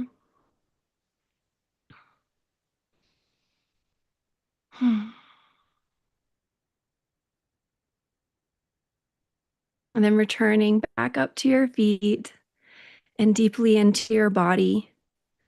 And just acknowledging what a blessing it can be for us all to be here in this massive transformational stage of humanity and Gaia. Like, wow, master souls are here at this time for a lot of reason. And the last thing that I kind of want to speak to, especially because we're here and we're honoring the mother, and I had mentioned, the original mother. I call this the original hum of the original mother. It's like the very beginnings of all of things of life itself. And to really call in that original hum from the original mother through what I call the current of the goddess to arrive into you and through you. And if you are a woman, to call that directly into your womb to remove any patriarchal imprinting and otherwise distortions that are colonizing spaces within your own blueprint, path, and purpose. The space that you're meant to occupy, the space that the mother is meant to also occupy, and then expanding that out from the womb and beyond. Like, may we all listen and receive the current of the goddess, lay all things to the altar of the mother, surrender in grand devotion, participate and be actionable. So that we all get to experience a greater, grander humanity, personal forms of expansion and wholeness. And that also which leads to planetary and otherwise restoration. Yeah. Thank you. I'm going to go to gallery view for a moment. Let's just all send some love and appreciation to Ashton for that beautiful transmission and invitation to connect. Thank you. Thank you. My honor. And to learn more about Ashton, her website, I love the name of it. It's trueselfembodied.com. Trueselfembodied.com. And that's where you can learn all about her, a little bit more about her story and the different events. Is there a particular event you want to make sure that Yeah, right there, Scott, highly perceptive. So I do have a few seats left. This is an intimate, only 10 participants, intuitive coaching cohort that goes on for 6 months. So this is going to be for like the pure-hearted, intuitive human. There are just things that we face that not everyone faces. I have a background in psychology. I worked on a master's degree in marriage and family therapy. Life guided me to leave that at the final hour. And one of the major motivations for that was because I recognized that counseling, though it can be really supportive, it is ultimately founded in an old paradigm. And when we're here to create a new paradigm, it's only going to be able to meet us partially, not fully. And so I really wanted to fill in that gap. Like, I noticed that being an evolutionary on the leading edge that I am, that it was very difficult to find people who could truly see me and truly meet me and therefore also truly support me. So Highly Perceptive was really born out of that need for myself, but also working with people one-on-one who clearly also were desiring this, and to do this in a group space. Because in doing the one-on-one work that I have been doing for quite some time, people would oftentimes say to me, you're the only one that I can share this with. You're the only one that would understand this. And I was like, gosh, if you knew all the other people I was connecting with Right. And so I was like, well, I would love us to be able to do this in a group space so that we have like communal resonance, which has its own forms of healing, and you get direct intuitive coaching time with me all simultaneously. And we get to be in this place that for me is one of my favorite forms of intimacy, which is journeying alongside each other in the evolutionary process and like witnessing people bloom or going down in these deep descents, just like your creations, like all of the things, right? I just find it to be so deeply connective. And oftentimes when we are, doing this type of work, we go through these periods at least of somewhat of isolation. And so I wanted us to move transformation out of isolation and into communal resonance. So that's what Highly Perceptive is for. The first call is this Saturday. So if you're interested, then you definitely would want to sign up as soon as possible. Okay, and one last time, if you go to her website, trueselfembodied.com, scroll down a little bit. Here's Highly Perceptive. And there's also ways that you can reach out to her for more information. So thank you. We're going to have Ashton come back with all of our presenters in a little bit. Everything's running a little bit longer because everybody's so fascinating, but we are going to have a roundtable conversation. So if any of you have questions in the audience, please get them ready or pop them into the chat box, and DR and I will keep an eye out for them. Do want to mention a couple of Global Peace Tribe announcements, and then Ray Amana is going to bless us with a song, and then we'll have our Q&A time. It's Earth Day, and obviously tonight's show is very much about getting us ready for it. I want to also let people know that on Monday, our friend Mitchell Rabin is going to be doing his annual A Better World program, and that'll be on Monday at 7 o'clock Eastern, 4 p.m. Pacific time. And again, it's an online program with a lot of our favorite people, Chief Phil Lane, Patrick McCullum, and you can register free of charge by going to abetterworld.net. I'll leave that up for a moment. If you go to www.abetterworld.net, and I'll also put this poster into the chat box for our Zoom room audience. But for everybody watching on YouTube and Facebook, please go to abetterworld.net, free registration, Monday at 4 o'clock Pacific, 7 o'clock Eastern. And as I had mentioned earlier before, really excited. I know that Reawakened Andrew is in the audience with us. Welcome, Andrew. And he's done a great job of putting together what's just going to be a terrific program. Again, just a reminder, next Wednesday, instead of the Awakening World, at 6 o'clock, we're going to direct everybody to go to this program, which will be hosted by our good friend Ben Bowler, put together by Reawakened Andrew. And I will send the Zoom room link out to everybody in an email, so you can get it that way. Or Andrew, if you've got it handy and you want to put it in the chat box now, in addition to the email that I'll send out, that'd be great.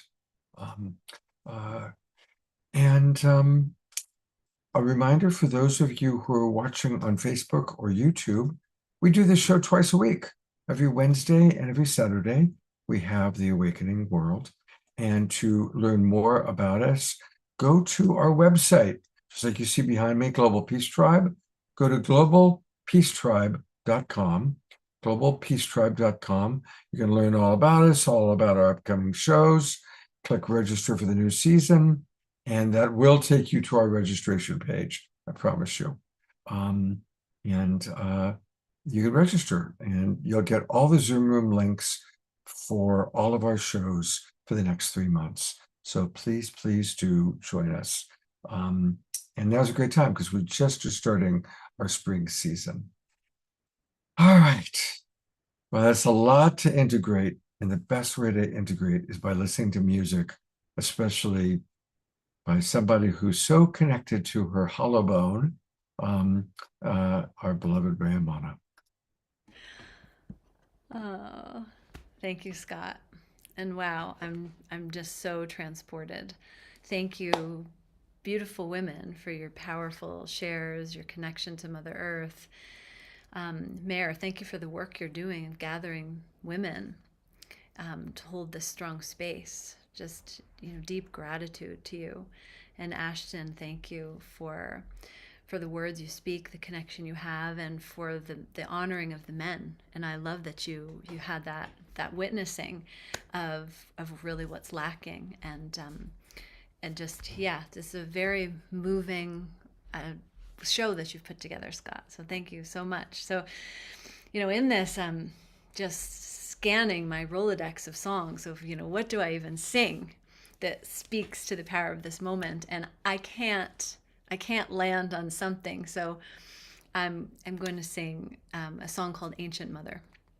And it speaks to that energy of the mother.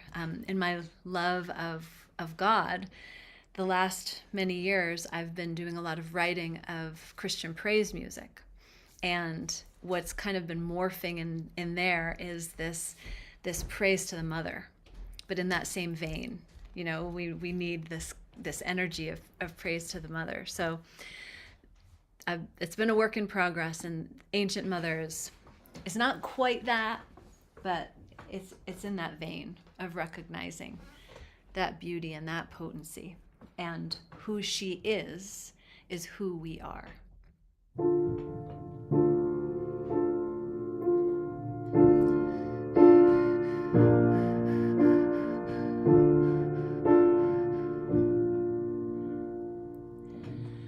Ancient Mother, my feet have wandered deep into your domain.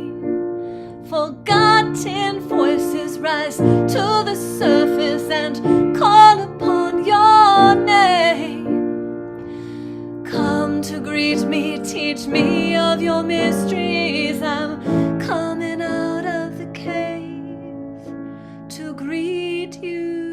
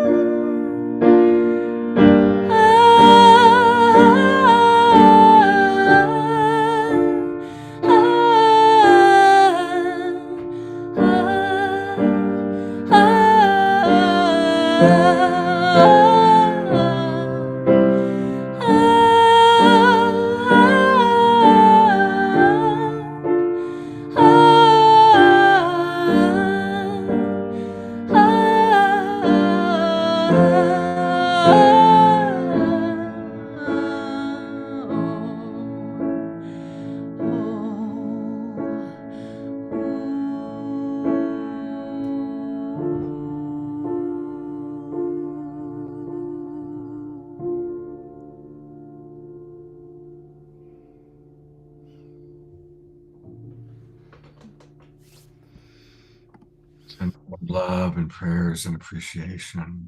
Absolutely beautiful. Absolutely. Thank you. Thank you. Thank you so much, Raymana. Thank you, Scott. And of course, I want to acknowledge Tatiana and her beautiful song as well, and her beautiful share. Having both of you on the same show is just such a delight. It's special, very special. Mm. Thank you. All right, we're going to take just a few questions. So if anybody has a question or something that you want to express to one of our presenters, and we do actually have a question from Drina Joy for you, Ashton. So I'm going to bring you up. And the question from Drina Joy, and Drina Joy, by the way, is all the way down in Ecuador. She writes, can you share more about your unique ability to alchemize shadow into soul? Yes. It's such a big question, though, I will say. And the reason why I'm saying that is because for me, a big component of the work that I do with those that choose to move into the work with me is meeting people in deep spaces of attunement. So things that I've been able to do since I was a child, though of course at the time I didn't have word for it, is to attune into someone's soul and like someone's soul essence.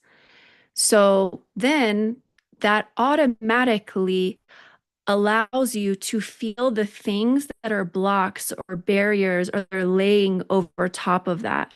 So that could be like, it could be ancestral stuff, patriarchal imprinting, like societal conditioning, traumas that have happened, on and on and on, false belief systems, like limited belief systems. And so my ability to tune into the truth that someone really is at the core of who they are is what ultimately gives me access to be able to see and feel and even touch into what we might refer to as shadow. And so why I said it's a big question is because it's so personal to the person that's in front of me, or maybe a field, a group of people that I'm working with in the moment, as far as the exact how. Like when someone, for example, is on a one-on-one call with me, like my seer single session, I always offer a channeled, practical, applicable. And they are like never the same for the same person or the same person in a different session in a different moment. But at least I can kind of give you a little bit of like maybe the behind the scenes, the process of how exactly I'm touching base with that content, and then how I can kind of offer you a personalized way of touching base with the shadow to ultimately dissolve it so that what arrives is exactly what is at the core and the truth of you.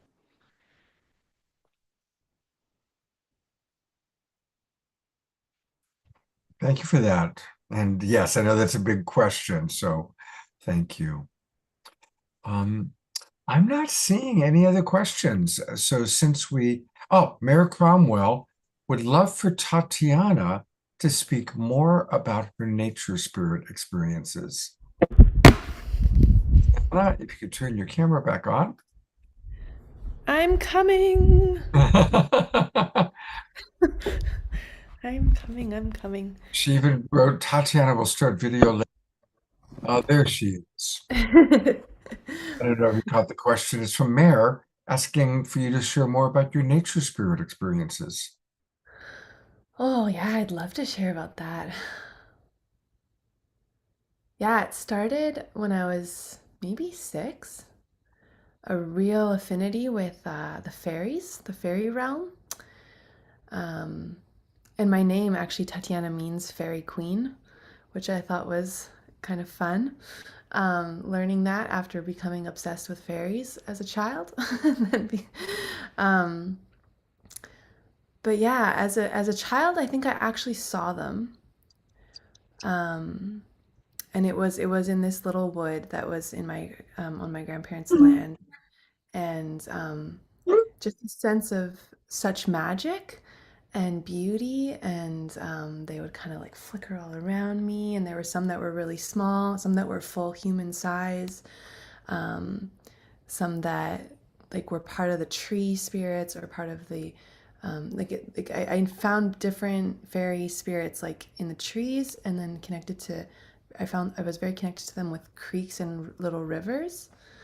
Um, I had experiences with dragons when I was a kid. I had like a very, as a child, like my imagination was just, I had a learning disability as a kid, so I didn't learn to read till much, much later.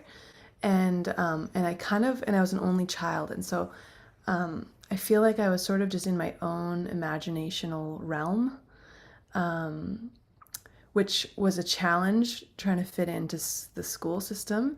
But I almost feel like I was in my right brain for a lot longer than we traditionally are because I was so behind in school, and had no idea what was going on. So I feel like that was something I had to do a lot of self-esteem work and recovery around. But I think the gift of it was that my imagination was very highly developed. Like, and I remember I could, yeah, I had experience with angels, fairies, very connected to the fairies, gnomes. I mean, I saw all kinds of magical beings. Oh, So, hello, Matt. hi, Tatiana. I would love to respond to you because I work a lot with the nature spirits too. Mm. And I can feel them right now being really excited that Mm. you are talking about them and that you've had all these experiences. And I hope it's okay if I give you this message that you really are a queen for them. Your name is like so perfect for you because they love you to bits. They just so love you to bits. And for us to have this conversation right now about the nature spirits, I mean, part of my work with Mother Gaia is to really give a voice to the sacred seen and unseen ones, like the tree spirits, the dryads. And I was definitely getting the sense when you're talking about, and I know many of us, our hearts are broken and we really feel it so deeply when trees are cut. Uh, Mhm. and when trees are cut, the dryads, which are the tree spirits that live within them, who go on to another tree, then when that tree dies naturally or when the tree is cut, they need to find another home. It's just heartbreaking on many, many levels for all these beings. And for those of us who are really sensitive and tuned into them, it's heartbreaking. But you really are connected. And I just so honor you and thank you for your purity of spirit. Um, and my sense is that you have a nature spirit soul. You know, Mm. you are one of them. I'm so moved hearing you right now. I was like getting teary as you were talking. I feel the love I feel for magic and the sacred and the nature spirits is it goes so deep, like I could weep. It's not something I've ever, I think it's the first time I've ever mentioned this on Scott's show. Like I don't go around talking like this because people are like, you know, but it is, I mean, and I remember when I got to my 20s and I got just kind of felt more disconnected. I remember this one day, the longing for magic and for fairies and for that realm was so acute. And um yeah, I just did this like epic prayer and I was like, fairies have to be real. Like if you're real, like show yourself to me like right now. And then and then I heard this like rapid knocking on my door. And then I had just moved into this new building and I opened the door and there was this like very small girl who actually like ended up living across the hall from me, and she was the most like magical creature like I had ever seen. And I was like, oh my god, you're a fairy. And then she was like, yeah, we had never talked or seen each other. And then I don't know, Wow. it was just like there also I so what I'm saying is like there are those of us who like so clearly carry that essence or that Yeah, resonance. And yeah, no, yeah, they yeah. couldn't come to me in a form like they didn't come to me the way they came as a child, but they came to me in a human um, Well, they form. love you to bits. They love you so much. And the fact that we're even talking about them here is so important to them because a lot of people don't believe they're real. And I really want to give this message to the world at large, and you guys are the ones hearing this. In order for us to really birth into this new earth, which is my way of wording it, we need to come back into really sacred relationship with them because their role is so, so important. No plant could grow on our earth without the support of the nature spirits, the fairies and the pixies, and nothing could live on this planet if it wasn't for their support. So I really am honoring you, and I love that you're here, and I love your music, and I need to get some of it. Well, that's a perfect segue because since we're way past 8 o'clock, I'm going to kind of wrap up. And I will wrap up by going back to both of your websites. So let's go ahead and start with Tatiana's because that's where you can get her music. And her music is all so wonderful. And her new album, Lullabies for Adults, we've been following it. She premiered like a couple of original tracks of it, I think 2 years ago when you were first putting it together. So definitely get her music. And for anybody who's possibly able to make it up to British Columbia, her Way of Love retreat coming up in May. Now, that's not enough time for you to organize a trip to British Columbia, May 22nd to 24th. And then while we have Mare here, let's take a look one more time at Mare's wonderful work. You can find her at 1000, that's 1000 goddesses.net. And please register for and support what's going to be happening next Wednesday, April 22nd, as these amazing women who have marched over 500 miles will arrive in Washington, D.C. So thank you so much, Mira, for what you're doing and continue to do. Thank you, Tatiana. Big love to you both. Mary, I want to talk to you more. If I can. We'll reconnect. We'll connect. We'll find each Yeah. other. Okay. I'll send you guys each other's numbers. Okay. Oh. Matchmaker. All right. You're good, Well, I'm Scott. going You're amazing. to bring up Rhea Mana one more time too. Just a reminder that you can find all things Rhea Mana at her website, which is her name, Rhea, R-E-Y-A, Mana, M-A-N-N-A, and a big opportunity to join her Songkeepers School.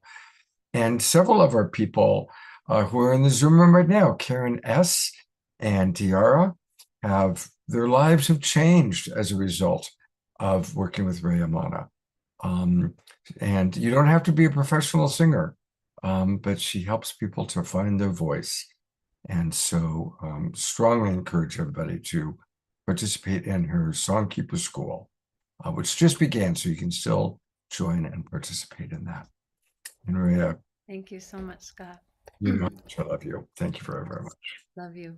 Blessings, everyone. Thank you so much. And then finally, our new presenter, Ashton Manea. And thank you, Ashton. It's great to have you join us. And her website, once again, it's a beautiful name, trueselfembodied.com. Trueselfembodied.com. And go down there, scroll down, and click Highly Perceptive and reserve your spot. And there's where all the information is. You can pop your contact information in, and she'll get back to you with any questions you might have. And I certainly hope you'll come back onto the show again sometime. I would love to, Scott, and I just want to say it's been so wonderful being here with all of you, all the wonderful women in this space. You all inspired me and bring tears to my eyes because I just feel like the love in the room and the connection with the mother in the room. And it's one of my favorite things. So thank you so much for having me here with all of you today. Absolutely. It worked out perfectly. And stick around because there is still more. We always have prayer time. And our two prayer goddesses, also two magnificent women who love the mother and the mother loves them, Tiara and Desiree. And they certainly both are heavily connected to the nature spirits. So before you lead prayer, I'd love for each of you to share a little bit about anything you want to share about that's kind of along tonight's topic about your love of the mother, your connection to the nature spirits. Take it away. Yeah. So I love the topic of nature spirits. I've been playing with fairies ever since I was little, but I have a particular story from my adulthood that really resonates with me. So one day I'm out in the forest, and I get the message, go down a different path that I normally don't go down. And I'm like, okay. So I start walking down this path. And I come to this certain area, and you can see all these fallen trees. You can see it would just look like a kid's playground. I said, all right. I sat down, I started meditating. And at this particular point in my life, I needed extra protection. And I was asking for protection. And all of a sudden, I hear, open your eyes. And I open my eyes and I look over at the tree. And the tree that was there, all I see is faces of gnomes. And they say, look down. And I look down, and there happened to be this bracelet. And if you know much about silver, it's a very protective and it's very masculine. And I had been sitting there for 45 minutes meditating, and this bracelet was not near my feet. And it had appeared when I was meditating. And I was like, mind was blown. I wore the bracelet for a couple weeks, and all of a sudden I realized I didn't need protection anymore. And I said, thank you. I appreciate the gift. And then all of a sudden the bracelet broke. And that to me is just, oh, it was just miraculous. So I love it. But that's my fairy story. I love that fairy story. Wow. Well, while we have Desiree for a moment, we'll go to you in a second, Tiara. But she's got something new going on. Tell us about the Ascension Tribe. And I just put the link into the chat box. Tell us about this. Yeah. So every Monday night at 8 p.m. Central Time, I do a meditation with two other healers. We do a couple different things. One, we bring in alchemy energies. So very transformative energies, very activating energies. I channel, we do a sound bath, and it is all about just opening people up. We have people come on the call and they'll have an ache or pain. They'll leave the call, they'll no longer have an ache or pain. You know, we have people who come on the call and they're like, I just cannot open up like this during the week, but when I come on the call, all of a sudden I'm seeing the colors, I'm having the visions. Just miraculous things are coming through. So that is the Monday night meditation that I do. And I just wanted to offer it for free. If you guys want to try it, just go ahead and check out the link and sign up, and we'll send you a link to try it. Thank you. Monday nights at 6 o'clock Pacific, 8 o'clock Central, 9 o'clock Eastern. Tiara, you've been just smiling away. I just saw you're having a love affair with our presenters tonight. What do you want to share? I'm just having so much fun. I'm just chatting away and receiving, and just my inner child is getting so fulfilled. And I knew Desiree was bubbling with a story to tell, and so much fun to work with her. You, Desiree, is excited about your offering and sharing it. And your story reminded me of a time when I was working with the goddess Sekhmet. And it was on the day of Sekhmet, and I was out camping, and I looked at this tree, and the tree morphed into the statue of Sekhmet. I have the picture of it. It's just, it's amazing. So I love when we talk about magic here, and we descend into the magic, get grounded into the magic.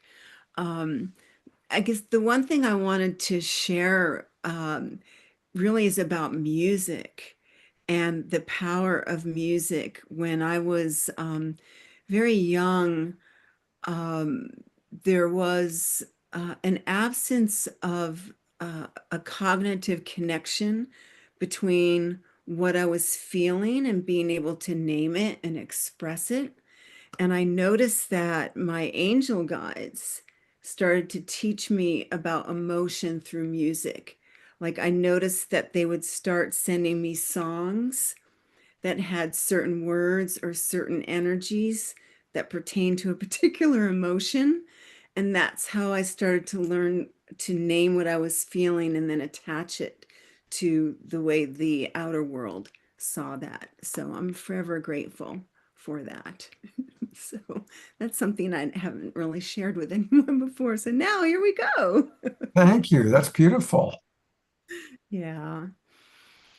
So our prayer time. I can feel the energy shifting as we move down into that, and all the nature spirits and the earth elements and the angels and the galactics and all those named and unnamed, seen and unseen, are here present right now. So just filling our collective cauldron with that energy and sending that through our bodies and into the bodies of each other, those that we love, those that need healing, and allowing our beings to receive this energy in ways that bypass the conscious mind, that literally come into our energetic and our visceral systems. So blending the soma and the sacred for healing now. Itakarabakate, takare, takare, takarabore, sirake, takarabogare, takare, takare, takaragade, surubogare, taye, takaragate, takaragade, suragabore, sire, takare, takare, takare, takare, takaragatasa. Clearing some of the distortion field, tukare, takare, takaragate, takaragate, takara, allowing our child to play. Inner child healing. Lots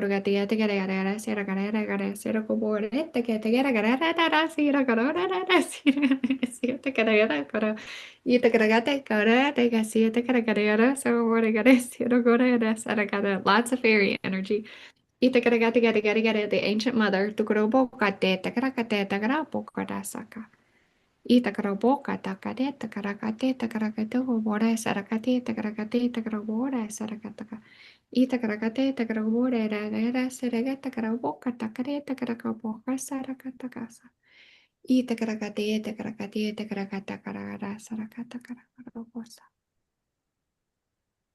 And clearing and allowing room for some of the fear that our inner children are feeling, some of the angst. Just as Desiree was bringing that beautiful joy in, I felt the other arise to be cleared. So just allowing more compassion for self, more compassion for those parts of us that are seemingly struggling, and then comes right back to joy. So thank you. Mm. While we're in prayer mode, I want to put the attention for a moment on our beloved Eleanor Joy. She didn't know that I was going to do this, but we love Eleanor Joy very much. I know she's going through some health challenges. So let's just take a moment and everybody send maximum grace to our beloved Eleanor Joy. Maximum grace. And Eleanor Joy, just breathe in and receive how much we love you and how much we care about you and how much we want for you to experience radiant health, healing, and maximum grace.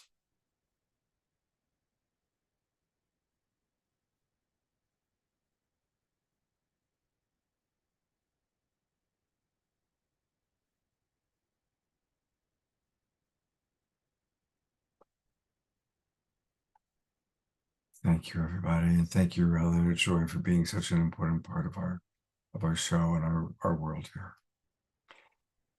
I noticed that there was a question from George. I'm not sure if Mayor or Ashton or Diara or Desiree want to answer it, or Rhea, but George asked kind of an interesting question, which was about how do the nature spirits feel about cutting grass? He cuts 1.5 acres on a riding lawnmower. Did any of you ever thought about that? Diara. Yeah, I think about that when I walk through the grass, and I usually let them know I'm coming, and I try and visually send them a picture of where I'm walking so they can, move aside if I need to do that. So, It's very sweet. Well, thank you. Mayor, do you have any thoughts about that? Yeah, I thought you might. Yeah, places like lawns, the nature spirits that are larger, if I understand this correctly, and I'm tuning in, they're not going to be found there. And the ones that are working really closely with the grass to help the grass grow, they hear the vibrations, and as I'm hearing right now, they just drop way low, or they vibrate out as the mower's coming through. They're very intelligent, and the people have been lawn mowing for a long time, so they've gotten kind of used to this. It's not their preference because the vibrations really bother them. It's that frequency is very irritating for them. Well, well, thank you. Thank you for answering that question, and thank you for asking it, George. All right, we're going to go to Tatiana in a moment for our closing song. I want to let people know that this weekend is the New Living Expo. Of course, we've done a couple of shows premiering it, and I will be, I haven't made the poster yet, but on Saturday night, we will be coming to you live at 6 o'clock Pacific time from the New Living Expo. And it's going to be a lot of fun. And our beloved Tangela will be my co-host, because most of our guests on Saturday night are going to be coming to Tangela, and I are going to be at her booth at the expo, and they're going to come and sit with us.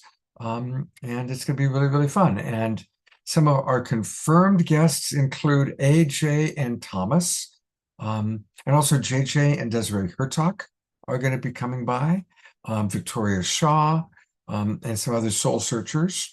And Omashar will be back. Omashar will be back on Saturday night. And speaking of Omashar, before we go to a closing song, he actually sent a little video. So I have downloaded it as per Tatiana's very wise suggestion. And so here's a special something from our beloved Omashar, giving a little trip down what he's been experiencing in England. And he's very ready to come home, I can tell you that.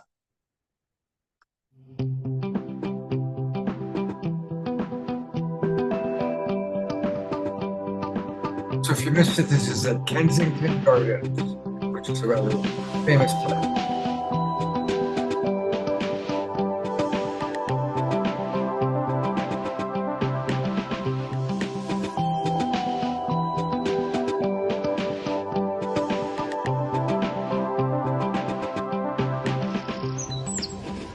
That's the birdies.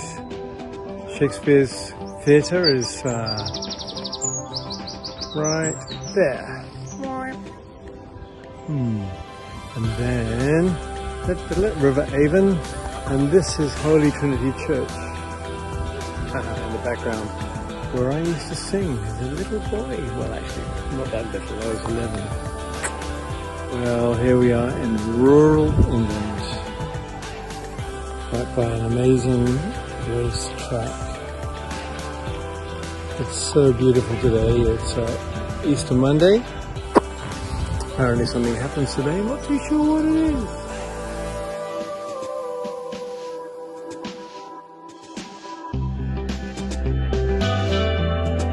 It's always nice to see little ones.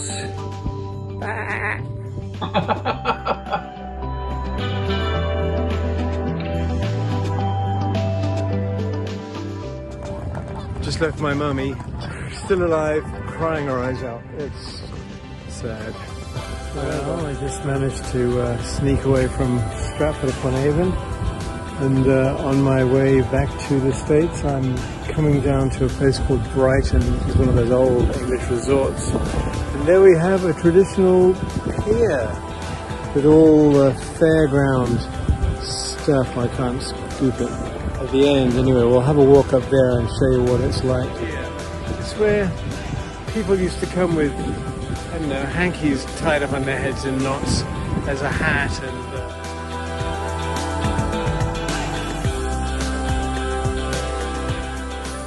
this is definitely interesting.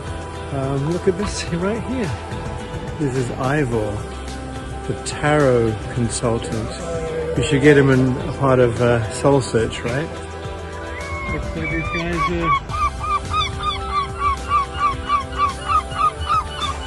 indeed.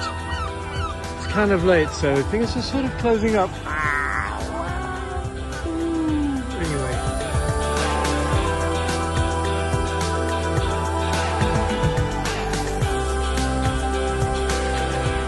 My friend, it doesn't matter. So go on. Be carefree like a little baby. But first, give Zoltar a little money, and I will give it.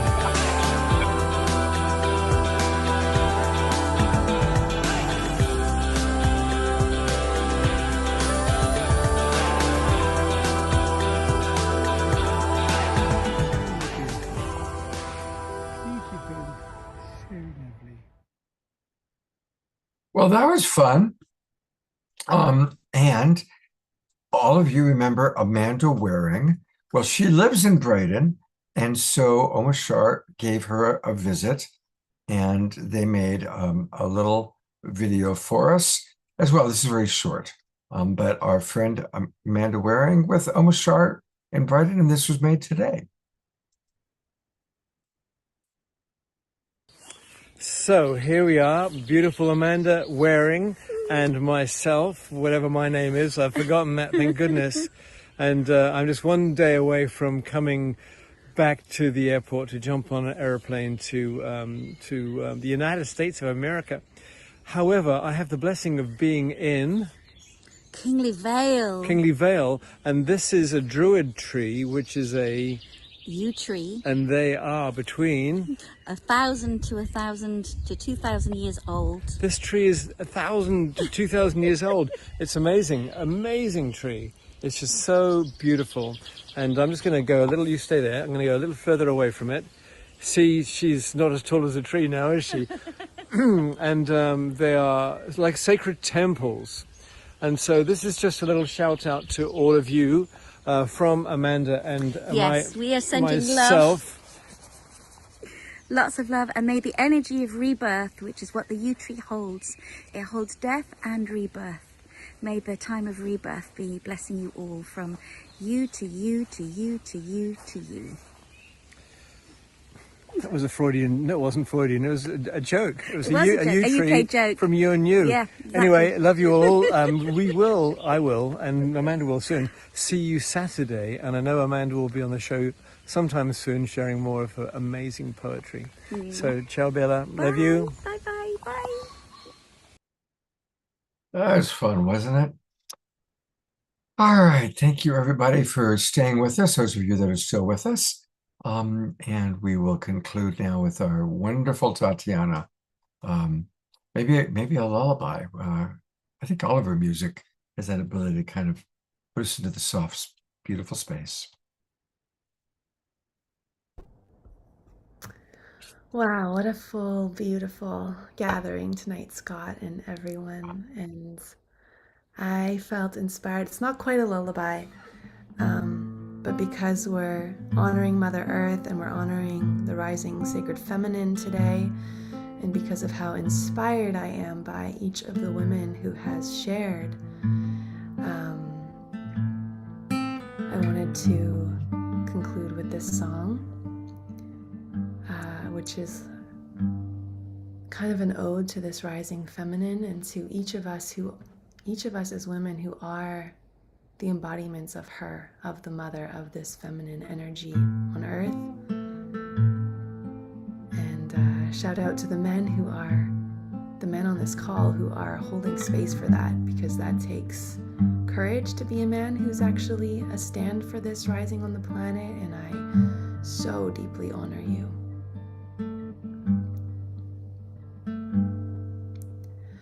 Sisters, let us gather as we've done for centuries,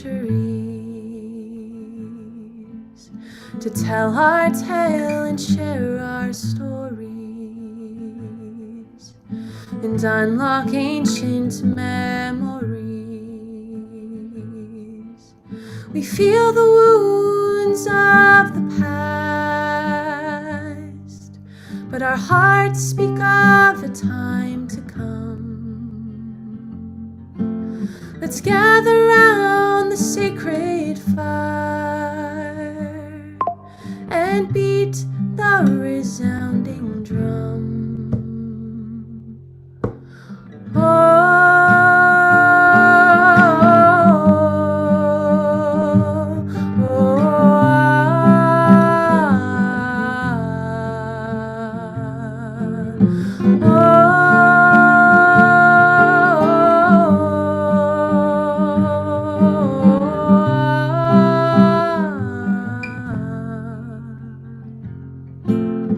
We are the goddess.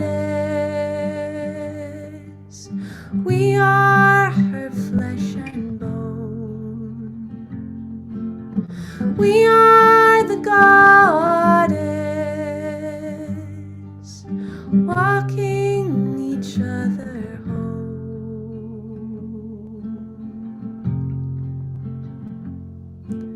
We hold 1,000 tales within us. Our bodies have endured it all. We've gathered since time began, back when God was a woman.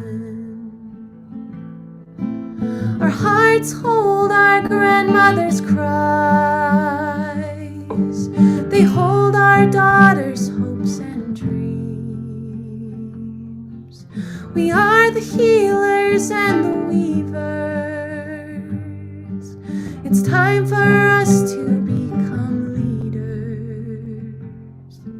So beat the resounding drum. A new age has come. So beat the resounding drum. A new age has begun.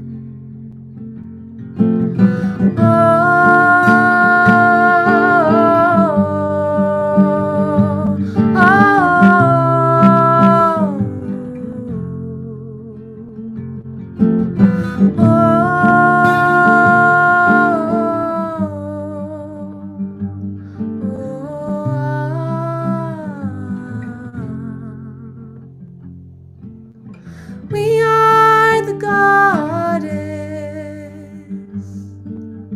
We are her flesh and bone. We are the goddess, walking each other home.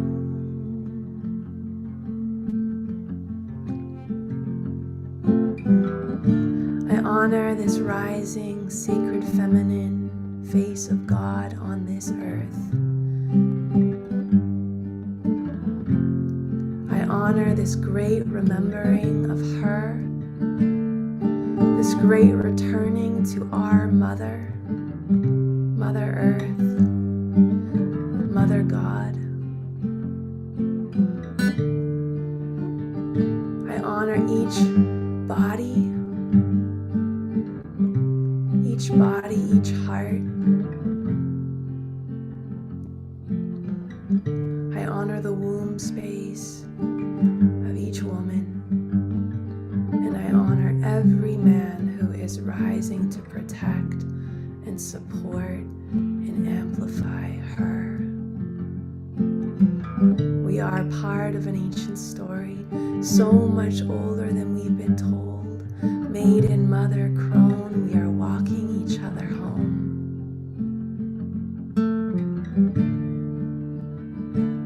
This call is another lighthouse transmitting this frequency of rebirth. As Earth Day comes towards us, we send our love down into her body. And as we do, our own body can anchor deeper to this mother. Bless all the nature spirits that were with us today. I so feel them and their magic and their love. I feel their luminous light beings circling all around us.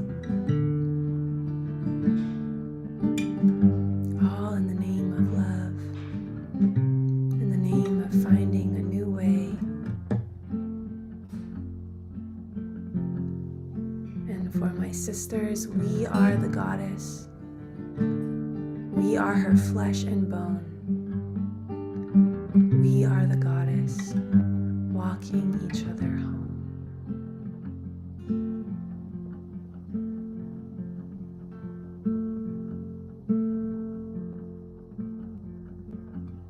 Aho, amen, hallelujah. Thank you, everyone.